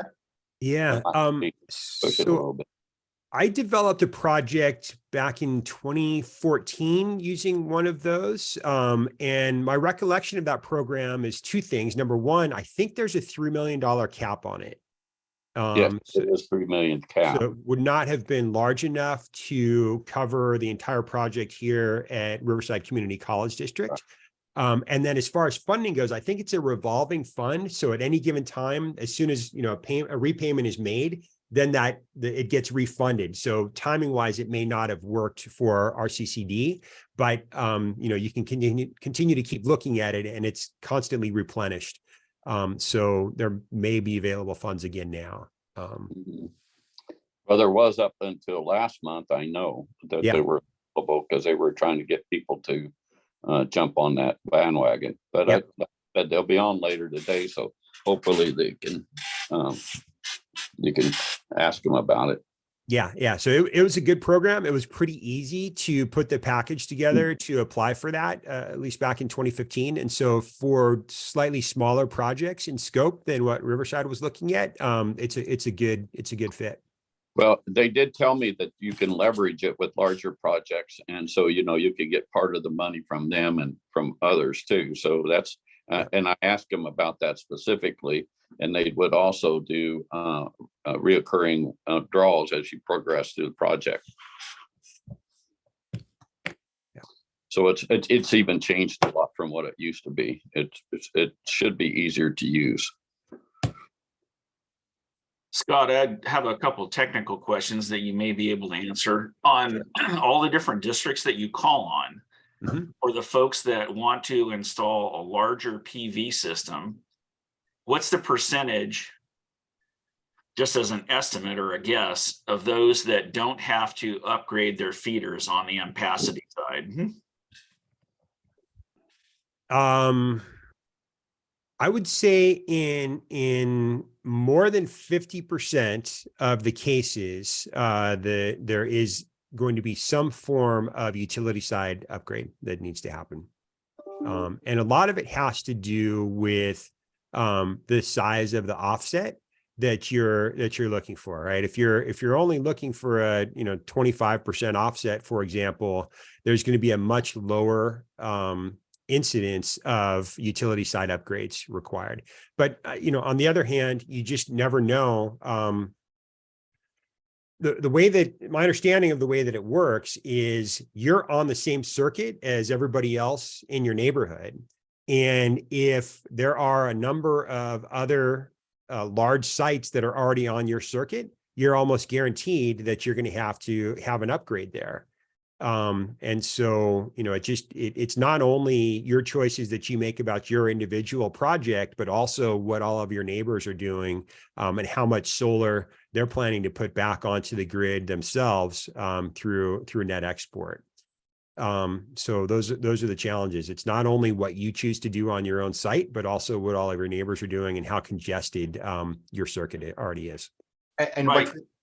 And what we learned actually, Fred, by talking to the Southern California Edison interconnection manager, I forget his name, Scott, but he mentioned they received about 40,000 interconnection application is it like by April or something? So there's a lot of, this is, I asked him, do you have any breakdown whether these are public or private? He said, no, there's an influx of application be submitted to a CE. So I was thinking more on site. So I noticed on one of Hussain's slides, I think it said you had a 12 kV loop. So on the ampacity that you're adding on your internal site, my next question would be, can the battery storage system be wired such that a campus who is sitting right on the edge, maybe they don't have enough money to upgrade their feeders, their internal feeders, can the battery system be engineered such that the energy can be released so that the release doesn't exceed what the ampacity is for the internal loop? I see. Sorry, I misunderstood your That's okay. question there, I think. Yeah. So, I mean, one way that can be tackled, although this is much less frequent, would be to use a DC connected battery. So the solar PV systems themselves, generate DC power. We need to put those through inverters to convert them into AC that can be used. There are DC connected batteries that will actually be connected, behind the inverter directly to the solar PV, and they can be controlled to capture electricity when, there would be more power flowing through your internal feeder than you would want. The challenge is that the DC batteries tend to be much, much larger in size. There are not a lot of commercial, relatively small DC connected batteries available at this point. That's the only way that I can think of, because otherwise you're still going to have to convert that power to AC, get that onto your own circuit, and then have another AC battery on that same circuit that's absorbing the battery as the electricity as it's produced. And so, you're still risking overloading the circuitry there unless you do a DC connected battery, which again is available in very large scale, but they haven't really scaled those down to, smaller commercial sizes yet. Awesome. Well, Hussain, our thanks goes out to you and Scott for doing a phenomenal job today. You presented a lot of information, and as you said, there's a lot to digest. I'm sure that you'll be getting some questions later from some of the folks in the group. But for now, does anybody have any more questions for Hussain or Scott? I don't see any. Guys, thank you very, very much for coming today and for joining us. And again, we thank you. Thanks so much. Thank you. Appreciate it. All right. So with that being said, Hoang and Ronnie, you folks are up next. And Hoang, I don't know if you want to go first or if you want to have Ronnie, but we'll turn it over to you. Thank you, Fred. Good morning, everybody. We'll probably just share my slides, and then I'll have Ronnie jump in as well. With that, should be able to see my PowerPoint. Morning all. Really quick updates from our office. Nothing too much this month, but wanted to give you some insight on what's going on with our office. Hoang, I don't see it yet. Does anybody else see it or no? Okay, there it is. Awesome. All right. Quick update for this month. The student housing team has been finalized, as you all are aware. Ronnie is now the director of student housing, and his team has been formed as well. Laura Murphy, she's the program associate, and Andrea Cruz is our new associate as well. In regards to student housing unit task, they'll be overseeing student housing in general, and in addition, we're adding in climate action and sustainability, taking that away from the facilities planning unit. But we will still be tag teaming that and working in partnership, because really climate action is impacting both sides of the house for facilities, but they'll be taking on the majority of the work. Contact information, they still have the student housing at CCCCO email. So continue to send your questions to that. So that way, if that should be going out to all of them and myself as well to respond to the system. As Ronnie left, he left a big hole in our team, as you're all well aware. So we've reassigned those districts for the time being. So districts and FPU assignments have been reassigned within our immediate team, but we are backfilling right now. So the specialist position has just closed last Friday. Applications have been reviewed, and we are in a final process of trying to get those interviews set up in the next few weeks. One of the biggest questions out there is on physical plan and instructional support. It was mentioned that 213 million was proposed for reduction in the 22-23 program. We've been advocating for the past 6 months in regards to those funds, or 5 months in regards to those funds. I mean, it's going to be a real big impact on the system. we're all well aware that, most districts have already gone into contract or allocated those funds to certain projects or equipment, right?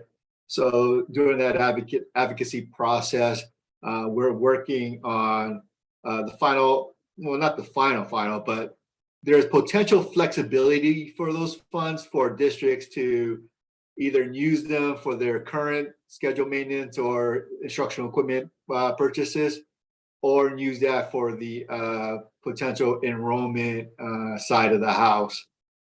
So we're still working on the final details of that, but we are continuing to advocate for the system in regards to that $213 million. It is a big loss if that moves forward, so and a hardship. So the legislature is well aware of that. With that, let me kick it over to Ronnie to give everybody a student housing update. As the next slide is a different topic.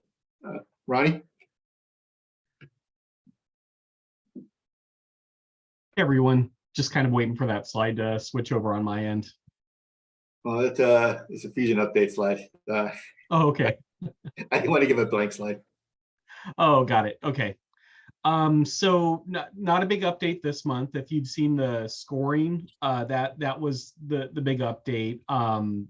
A couple of months ago, Hoang and myself and Drew had gone through and put the applications for round 2 through the scoring rubric and generated some scores from that. And what I'll emphasize there is that scoring and ranking process is our recommendation to legislature and the governor's office, or at least Department of Finance, the governor's budget office. So at this point, it's now in a political process. California legislature and Department of Finance will, look at our recommendations and the scoring, but also kind of discuss and decide among themselves. So that's where we're at right now. We don't have much news or insight quite yet about, what they're thinking or what direction they're leaning in. And that's because we're right in, ahead of May revise. So there's some information that's being held close to the vest. If I'm remembering correctly, as I came in, I thought I heard that Rebecca might also be joining this meeting later. So, really the information that I'll be able to share will happen after the May revise. But I think Rebecca will be able to provide a little bit more insight about what's happening, in politics real time. So I'll just kind of push that that question to her, or any questions you might have to her. But I think that wraps up my update on round 2 of the affordable student housing grants. Thanks, Ronnie. Yeah. With that, going into Fusion updates, the student housing module is now online. So for round 3, go ahead and input that information into Fusion. Very similar to how FPPs are set up. Just a ton more questions because there's a ton of reports that are required as needed for student housing, because we're still beginning. We're in the early stages for student housing for the community college system. So everybody's looking for data, right? So just be aware of that as we're going into it and moving forward. As you input information into student housing module and you're like, man, there's just way too much information being requested. Those are the basis and foundation for the yearly reports that the governor is looking for. Another new feature that I want to bring up is the help desk feature. I'm not sure if anybody attended the Fusion presentations that the foundation holds and Eric Middlestead presents on, but there is a help desk feature there as well now. You could type in questions in Fusion, and then it could pop up and try to alleviate some of the issues that you have. Also, assessments are still ongoing. I just wanted to let you know that there is now 2 teams, one for NorCal and one for SoCal. If you're looking to have your assessments done or get yourself in schedule, go ahead and align yourself for that. Let's see here. Next up is due dates. For those districts, we sent out a memo not too long ago about reverting appropriations. This is for your preliminary plans or working drawings those funds are reverting. So this will be your last chance to get reimbursed for those. Most districts, they don't submit invoices on a monthly or quarterly basis. Some of them really hold them to the chest, like Ronnie said, for 6 months to a year. This is the time to submit those. Otherwise, if you don't, we won't be able to pay or reimburse the district back for your preliminary plans or working drawings. And even some of them might be for construction, but I don't think it's for construction for most of these. So May 15th is the final filing date for our office to get those processed and sent over to State Controller's office. Also, if you just have invoices as well, go ahead and submit those also, so that way you can get paid on a timely basis. Also, as we get toward the end of the fiscal year, things get kind of bogged down and you're looking to get reimbursed for your projects. Go ahead and submit, so that way we can get that all squared away as well. July 3rd is also the deadline for your capital outlay 5-year plans, IPPs, FPPs. If you're going to need an extension, reach out to the specialist and request for it. In prior years, we've been pushing that out to August only because we've been working on Fusion, getting that software updated. This year, Fusion has been finally upgraded to the point where we're going back to our regular schedule of July 1st. But July 1st being over the weekend, we're not going to really push for that. So July 3rd is the due date. And with that, student housing proposals are also for round 3 is also going to be requested as well. Try to get them on the same time frame to allow the new team the ability to review those proposals. Those proposals are quite lengthy, and there's only a few members of the team to review them. So submit those applications then as well. And with that, here's our facilities planning unit information.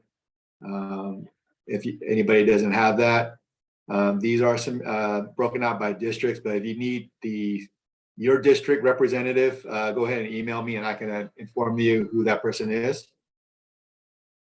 And also for the student housing team, also that information is here with their contact information. And I'll be sending this over to Tara, so that way she can send it out to everybody on the SoCal Facilities Officers listserv. So that way you can get this presentation. And with that, if anybody has any questions, be happy to take them.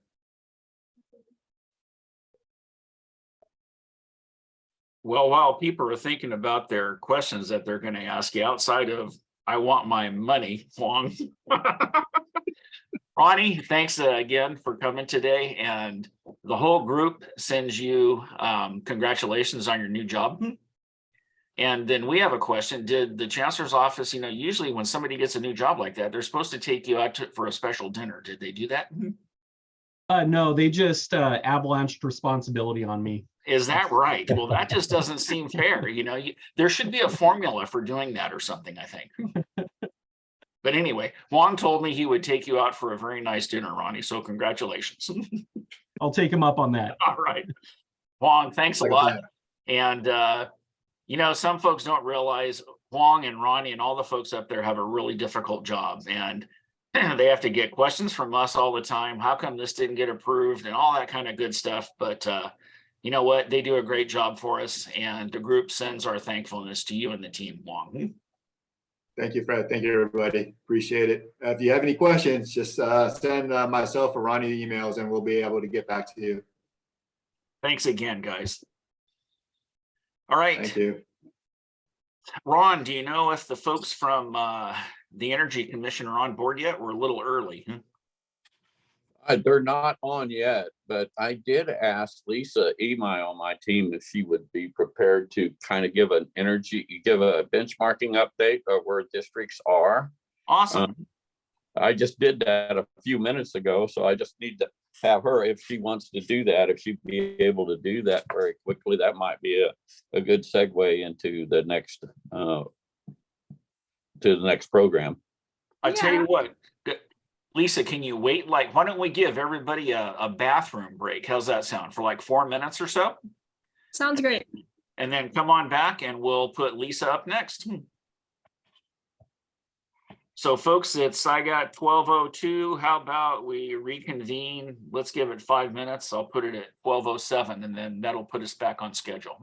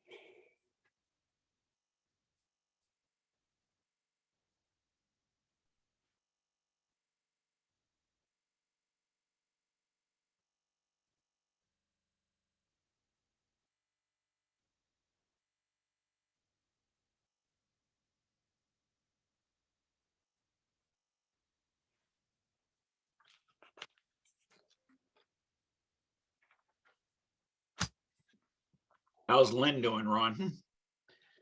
Oh, it's doing great. So far, so good. So does she have a lot of new photographs? Yeah, she's got this, you can go to her site at just lynnbeeler.com. Huh.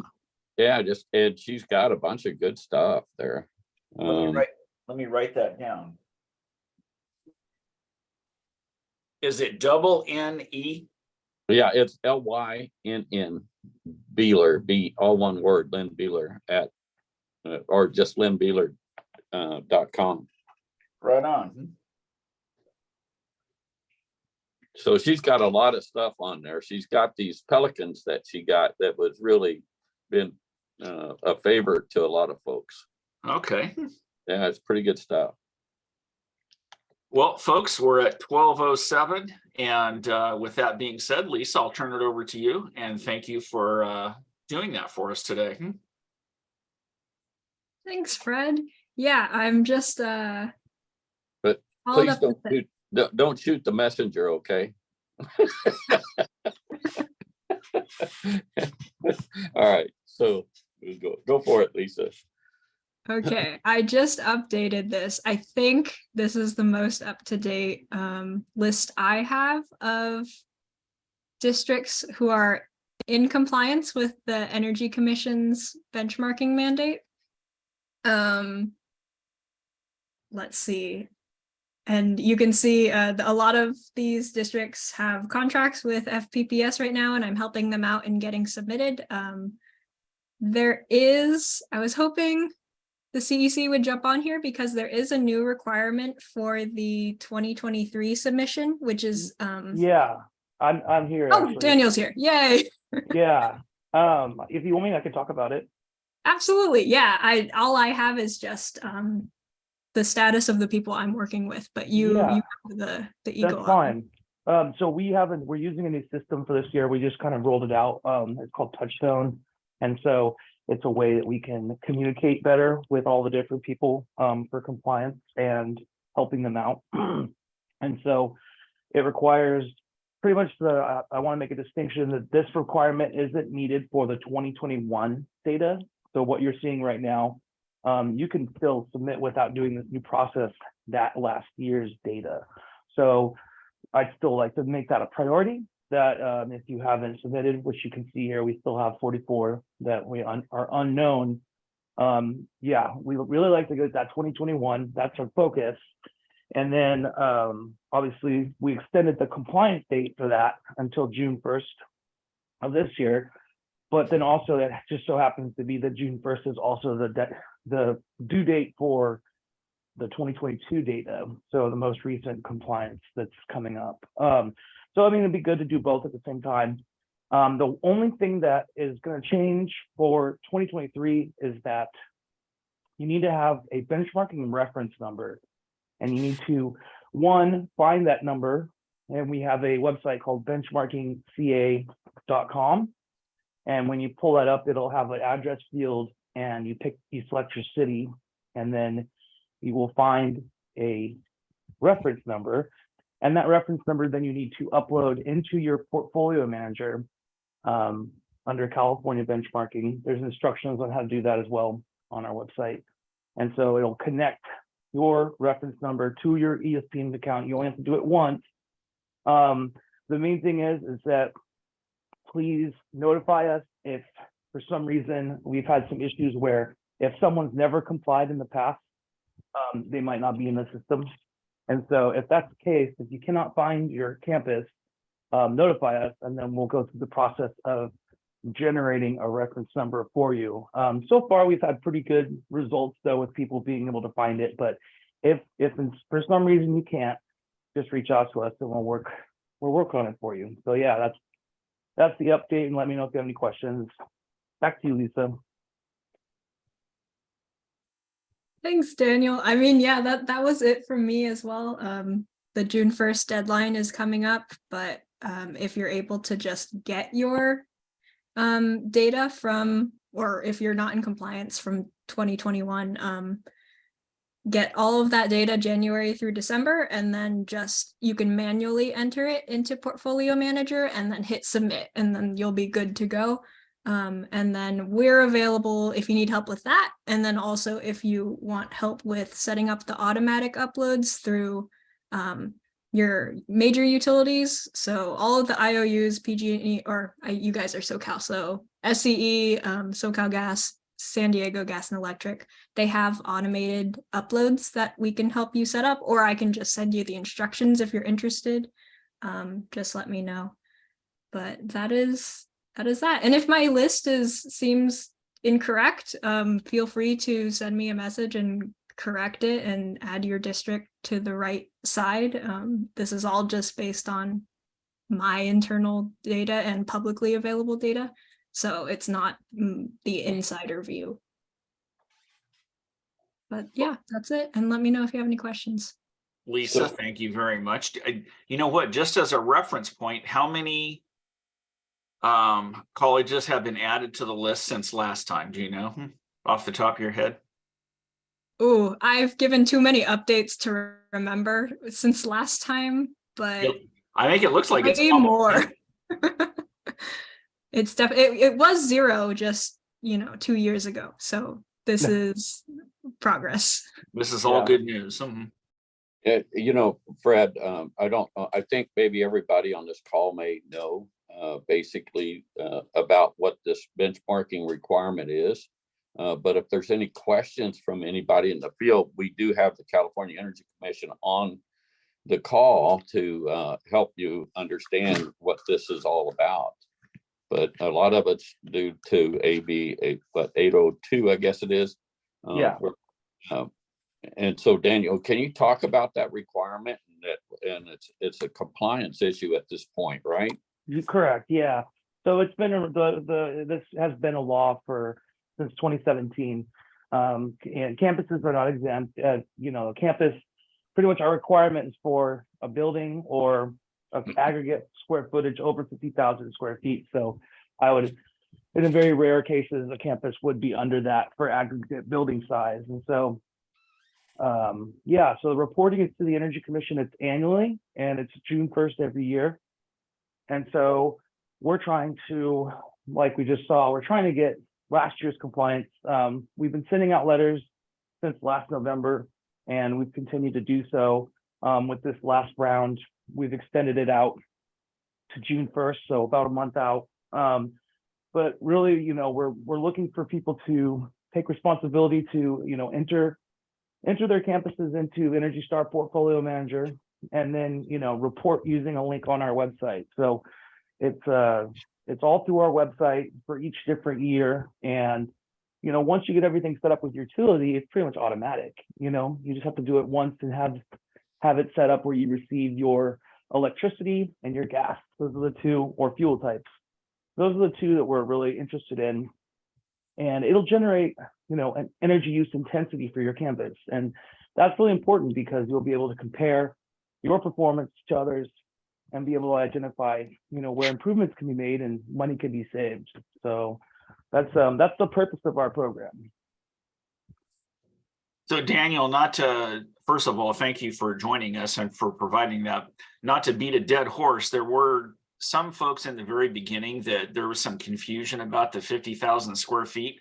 And as you mentioned, it's aggregate. So if your campus, it's not per building, if it's the whole thing is over 50, that is the requirement. Is that correct? Correct, yeah. And I mean, typically most of these campuses are master metered, so it's pretty simple, for as far as extrapolating your energy use. There's maybe some rare occurrences where it's not like that, but I think, yeah, it's pretty simplified for campuses in that regard. Now, obviously, the goal, that's just for compliance with us. The goal would be to sub-meter to the building level, to really understand more, granular, energy savings that are possible. But in this case, it's just the starting piece of trying to understand what your campus's energy use is and how it compares to others, and where the possibilities are. So yeah. Awesome. Thank you very much. You're welcome. Thank you. Ron, I don't, do you know if Rebecca's on yet or no? I haven't seen her on. I've been going through the list and I haven't seen her yet. Okay, let's see. How about the folks from CLEAResult?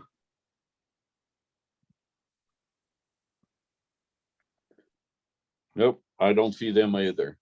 Just to let you know, this is Daniel, that I just received the invite like 10 minutes ago for my calendar. So that's how I. Oh, okay. So I think that might have happened with the others where they weren't expecting it. Now it's lunchtime and yada yada. So just letting you know. Thank you. Well, what we usually do is the last person that spoke has to do stand-up comedy while we're waiting for the next one to come on.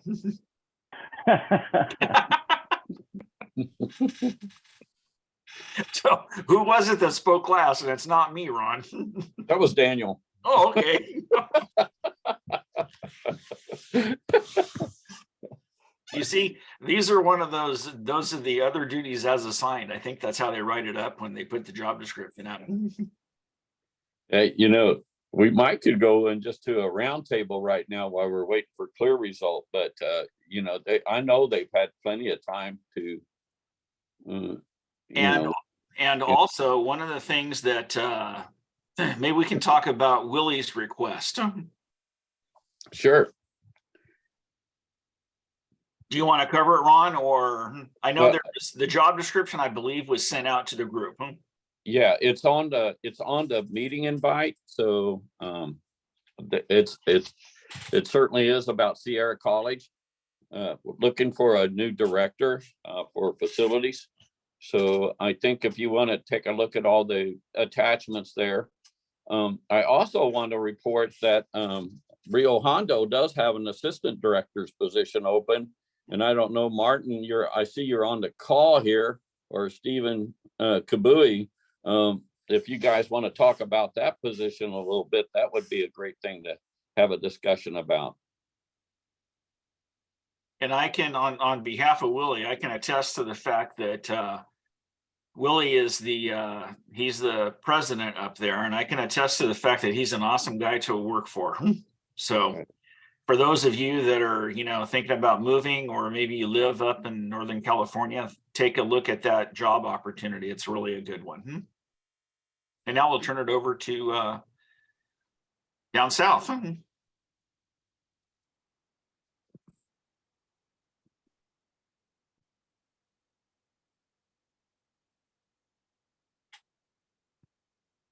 The one at Rio Hondo, Ron, was that just recently posted, or has it been out for a while? No, it just did get posted. I think it's brand new. Awesome. And I'm not sure, but I do see Martin on here and Steve Kabui, but maybe they're not available. I just found out about it a few minutes ago. They sent it to me. Let me see if I can open it up. It's an associate director, I think, if I remember right. I'll go to my email here. Ron, we're looking for an assistant director of facilities. It's an assistant. Okay. Correct. Can you talk about what some of the duties might be and hours, Martin? Well, I've only been on the job here shortly, but the hours are going to be a little bit later shift. It might be it'll be like a 10 o'clock until a little bit in the evening shift, and a Saturday shift kind of, and basically a Sunday, Monday off. So that's kind of the little bit in terms of the shift hours. We're looking for somebody who can kind of meet the job description, and someone who really can, you know, help us lead these facilities into the next phase, right? Our next generation. So I don't know if Dr. Kabui is here to reiterate what we're looking for, but definitely part of a new team here, and we have a great president, and I have a great VP that I'm working for. So can't say enough good things. Thanks, Martin. Martin, does that also include not only facilities, but does it bleed over into the construction side as well? Right now we have a bond program manager. We have Delterra is managing our bond program. However, there are construction activities that do happen on the campus that we do within scheduled maintenance or you know, district funded activities. So those will be on our responsibility to do, and not the bond. Very good.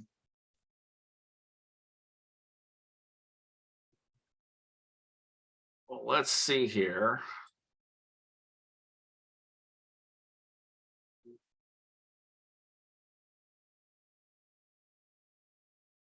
I don't see any new names that are arriving yet. Ron, do you? No, I just reached out to Patrick and I did not get a response back yet. So, I mean, I guess it's his loss at this particular point. I would like to have seen them on here. I know that they had a lot of good information. We can tack on an information sheet about the HEAT program and send it on to everybody that's on the call. Okay. Terry will do that. But they did have a good information sheet that we can put on there. I don't know why they're not here. Hey, Ron, do we have anybody who's used them? Like we can bounce just kind of from past resources. I'm just curious, like to hear about their programs. What's been successful? What do they do? What do they deliver? Like, do you have anybody on the call here that has experience with CLEAResult? So what we've been doing is that they've been meeting with us through the Energy Resource and Sustainability Partnership. So they just knew the Community College and Investor-Owned Utility Partnership sunset in December 31st of last year. And then the HEAT program, which is Higher Education Energy Program, but it's all for higher education. They won the third party partnership with Southern California Edison, San Diego Gas and Electric, PG&E, and Southern California Gas. But they're to do basically some of the outreach work. They're coming in and doing providing technical assistance, doing what they call a treasure hunt of your energy to find out basically how you're using your energy, how you might be able to change that. They're offering incentives. Some of these incentives are very good, and some of them are retroactive to almost, till January of this year. So if you installed heat pumps, so to speak, or package units, there are incentives for those. And I think it's a good thing for each district to have the conversation with them. But again, I'm just kind of ticking off. I'm not as familiar with it as a lot of as the HEAP folks are, because it is a new program. I think Chabot, Las Positas is one of the districts that have brought them on so far. And I know that San Jose Evergreen and then also San Mateo has signed up for their services. So those are from the very first three, but I just point out that they are members of the Energy Resource and Sustainability Partnership, the meeting that we have on a quarterly basis with the Chancellor's office. So there's some of the first people to understand and hear about it. So we're just wanting to get it out to the rest of the folks.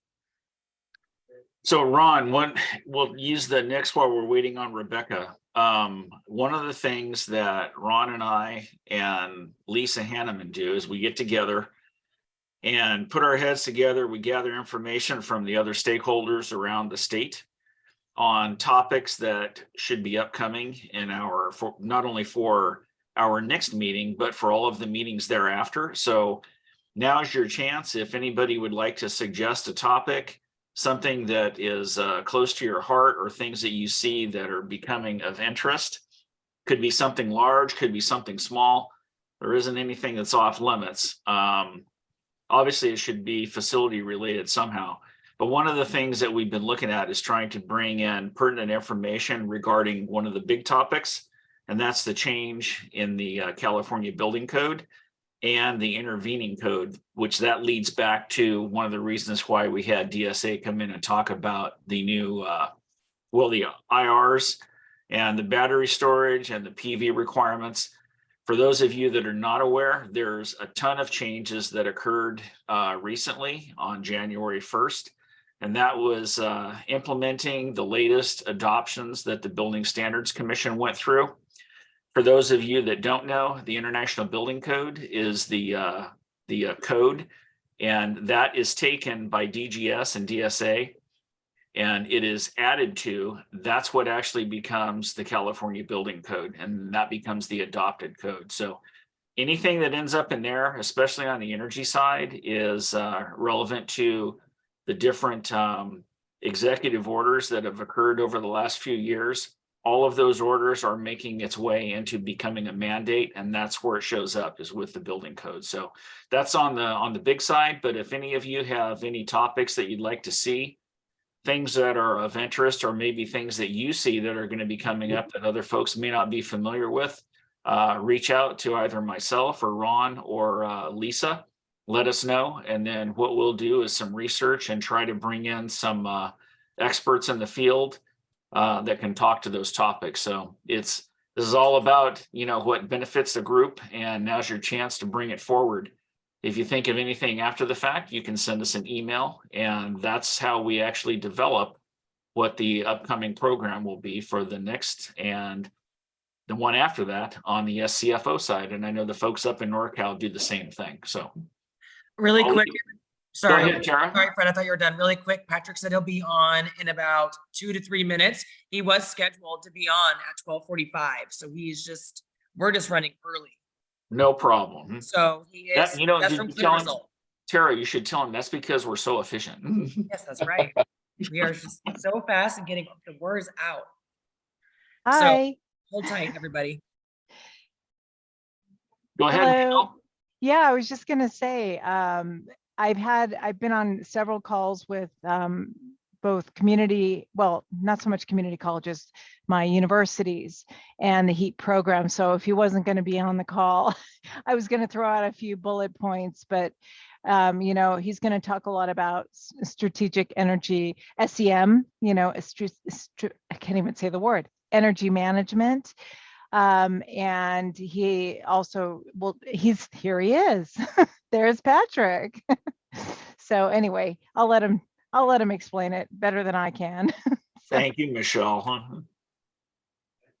Awesome. Hey, everybody. Yeah, sorry, I didn't have this on the calendar. That's okay. Here we are. So I think I've met many of you and some of you new faces. Patrick Sippel from CLEAResult. Fred, really fast, was there anything else? I'll an update on HEAP. What level of detail should I go into here? You know what, Patrick, you got plenty of time right now because our other speaker is probably caught in a meeting. So go for it. And thank you for joining us today. Yeah, of course. Well, let me bring up the slide deck. It's good to have a visual to all the words I'm going to use. Give me 1 minute here. But in short, I'm a strategic energy management program manager at CLEAResult. We've been doing energy efficiency work in and around the country for about 20 years, 20 plus years, in SEM, which I'm going to focus on today for the better part of 12, 13 years, specifically with higher education institutions.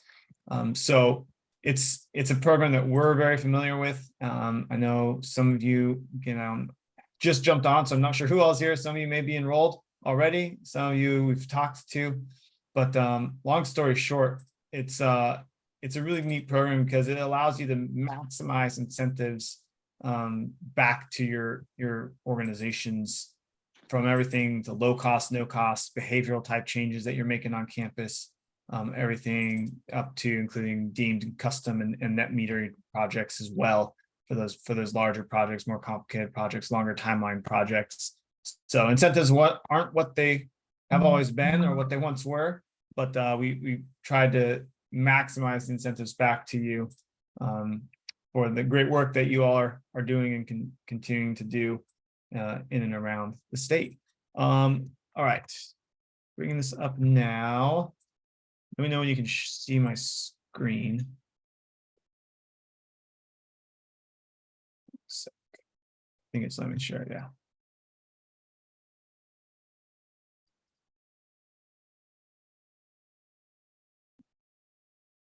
We can see it. Perfect. Technology. It's great when it works. So again, yeah, there's a lot of acronyms here. We've got flyers, we've got a website. I'll drop the website into the chat after this. But higher education efficiency performance, or HEAP, program is aimed at essentially providing energy efficiency services, technical support, engineering support, and ultimately incentives for all the great work you're doing to UC, CSU, CCCs all over the state within the 4 IOU territories.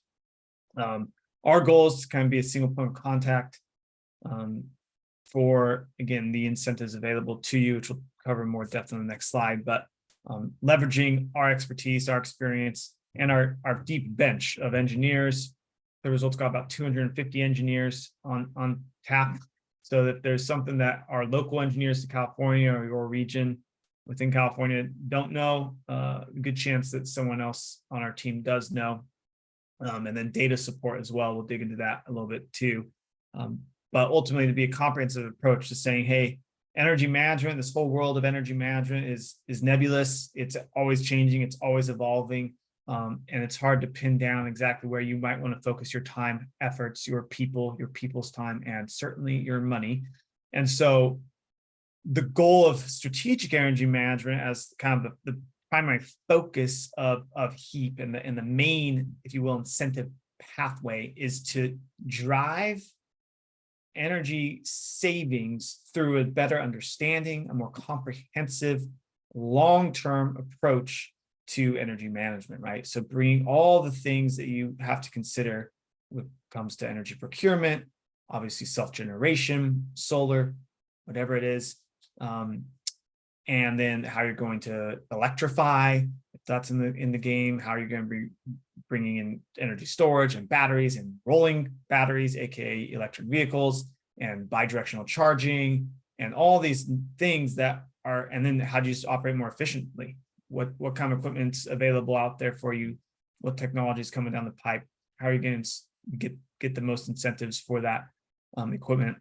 And these are all things obviously you have to manage in your world, in this world. And so it's complicated. Energy management and strategic energy management is exactly that, being strategic about that, starting to put the plans in place, putting the right people in place, building up the idea of we can do this maybe better, and starting to act in a way that's like you're moving forward in one direction as an organization. So that's SCM. There's some incentives attached to it. I'll get into those in a second. But through HEAP as well, we have deemed, custom, and NMEC projects. And I'm pretty sure most of you are familiar with that. I'll kind of skip over that for now. I will just say this, right? Custom projects outside of SCM. So you can absolutely do any deemed, custom, or NMEC project and not be enrolled and participate in SCM. But by participating in SCM and being and kind of joining the full force of the program, it allows you to take any projects that we run through the custom pipeline. It gives you the ability to capitalize on a pretty critical factor, which is the existing baseline. Existing conditions is the baseline, not Title 24 code.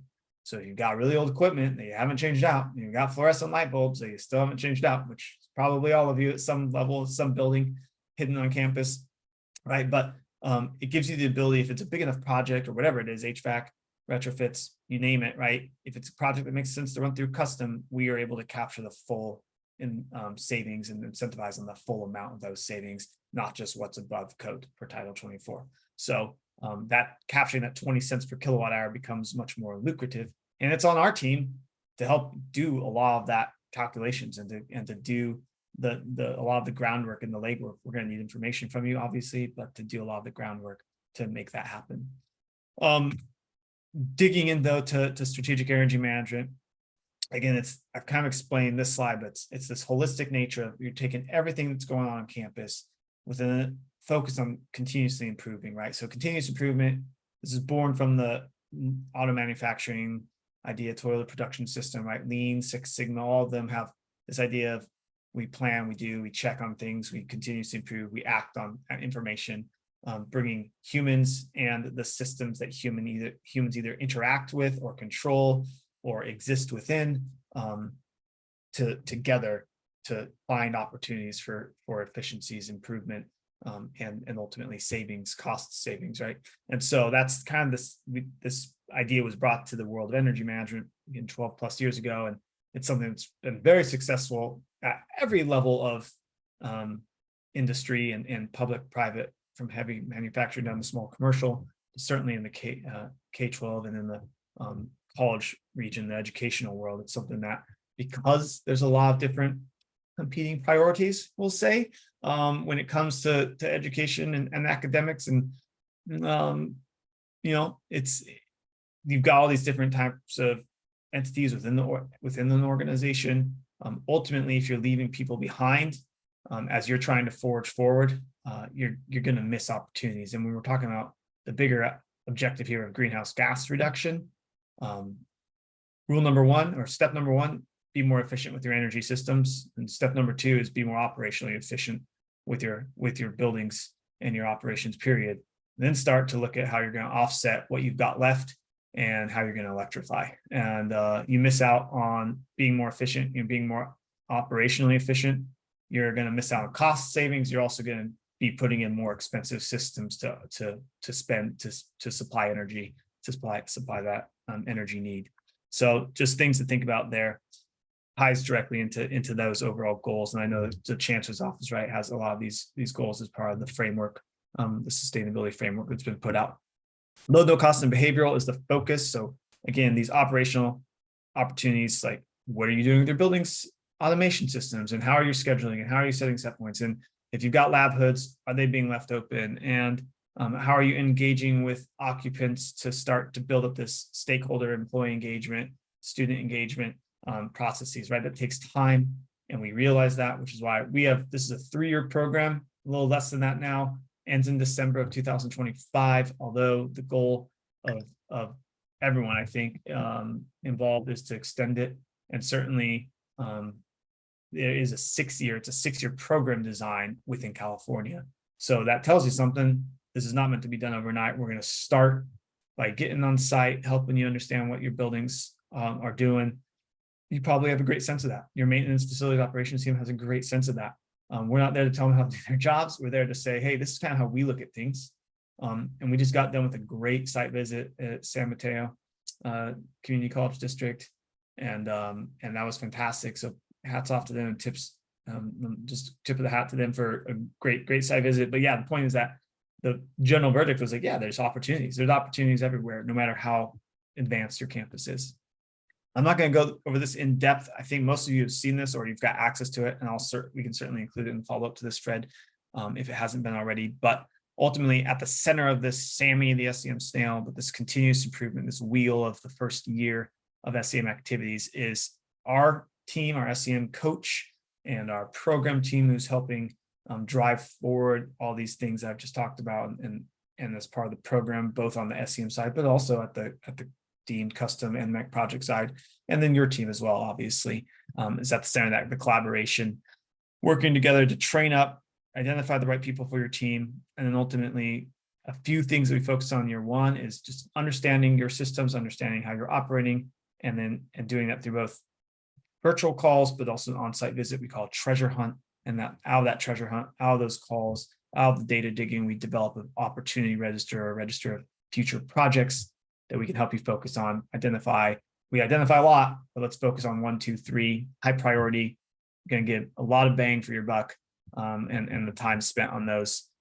We see it time and time again for organizations, and figuring out how to move those forward. And we're also going to develop a facility energy model for the whole campus is the goal. We do it a lot for college campuses all across the country and in Canada. Whole campus model, that statistical regression model helps us track energy use, whether that's as per baseline, increasing or decreasing, and that's where we get a lot of the SCM savings from. And then we can also incentivize projects that you do that maybe don't have incentives attached to them through deemed. Maybe they're too small to do a custom project, but we can still provide a 3 cents per kilowatt hour incentive for those lower cost, no cost type projects.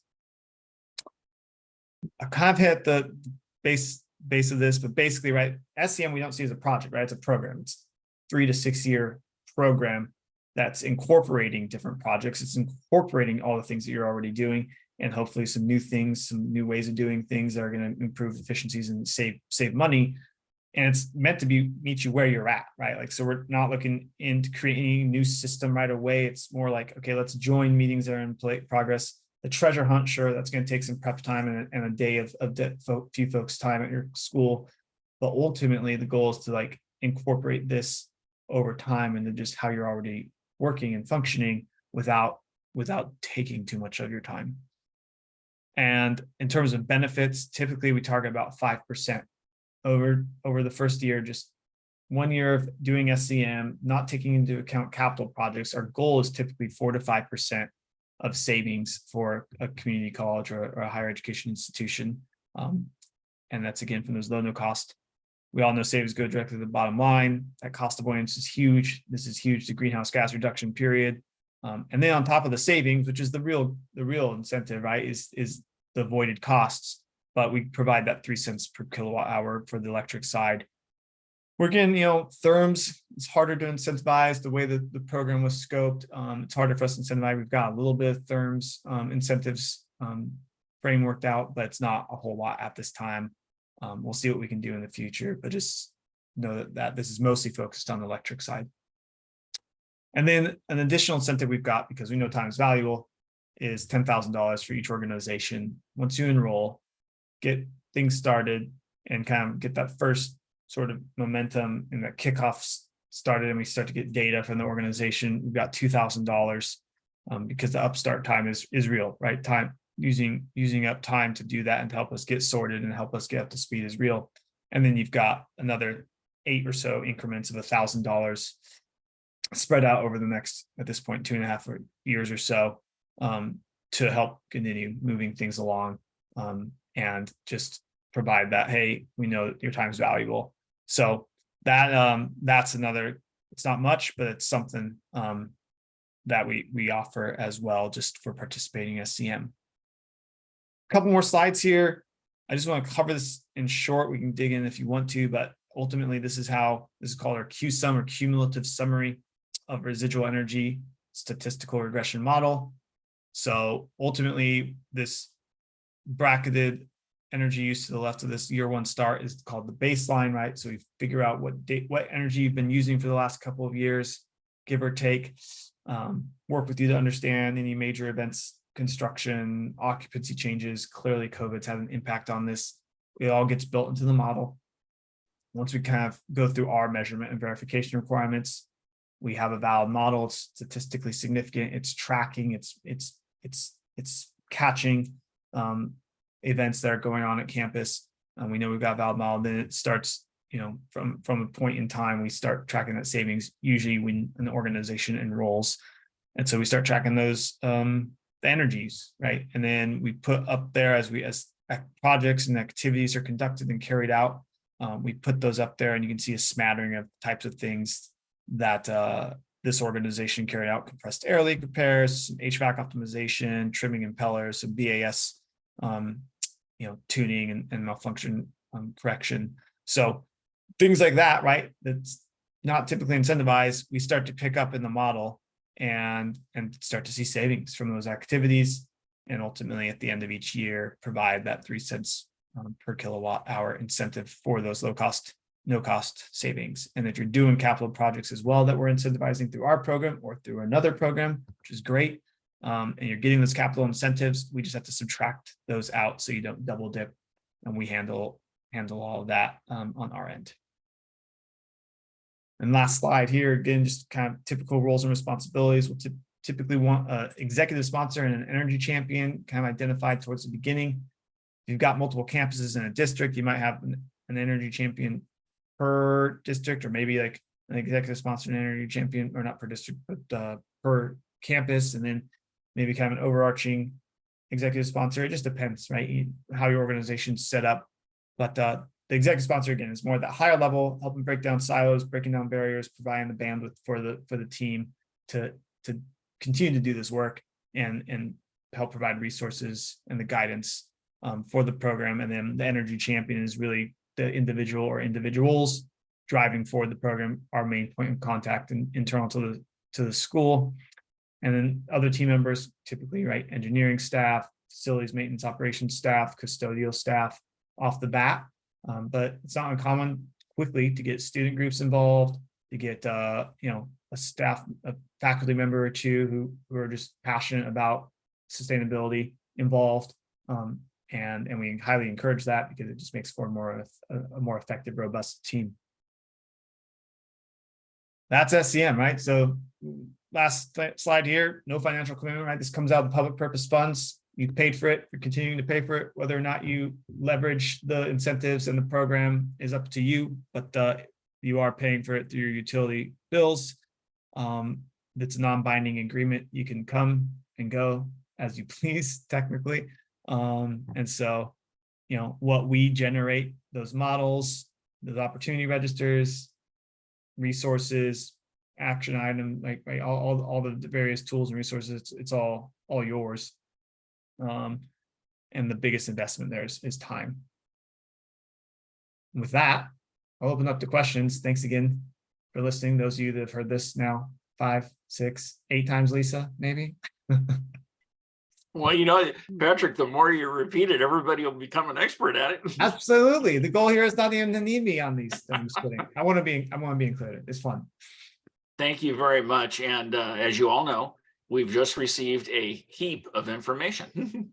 Oh, well done. So Patrick, who's the one that on your team, I recall somebody's off on maternity leave or something? Lainey. Yeah. Well, tell her congratulations.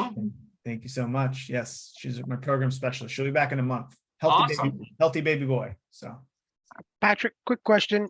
So if we wanted to sign up with your organization, do we have to have you have a proposal, or do we have, how does the articulation agreement work between your entity and our entity? yeah, for sure. So we've got what's called a participation agreement or enrollment agreement.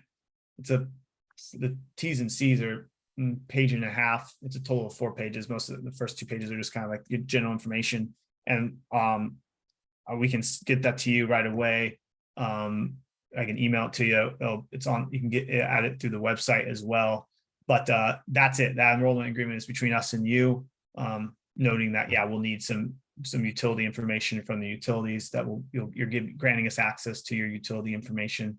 But it's non-binding, right? So we don't. So far, we have not had to go through any type of proposal process in the sense that it's gone all the way up to a board vote or anything, because it's a contract value of 0, right? It's free. So some facilities directors have just signed themselves.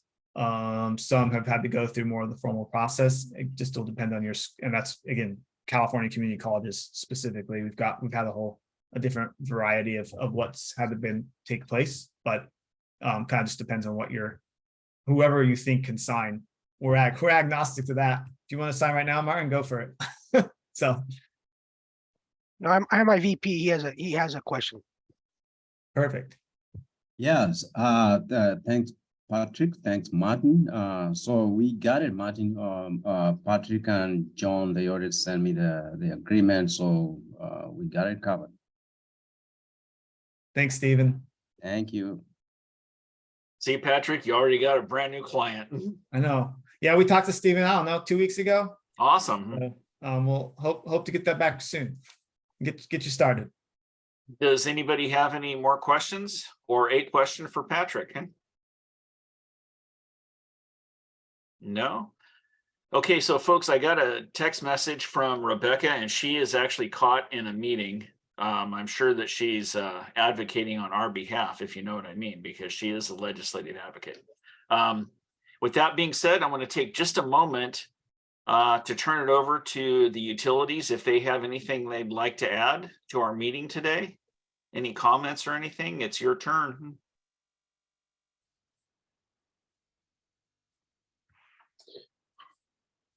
And if they don't have anything, that means that everybody did such a wonderful job. There's no questions. So just one question.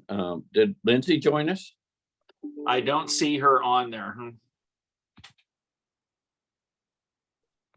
Unless she just came in, Ron. Okay. No, she has not come in. Okay. So Rebecca's caught in a meeting, and probably Lindsay is as well.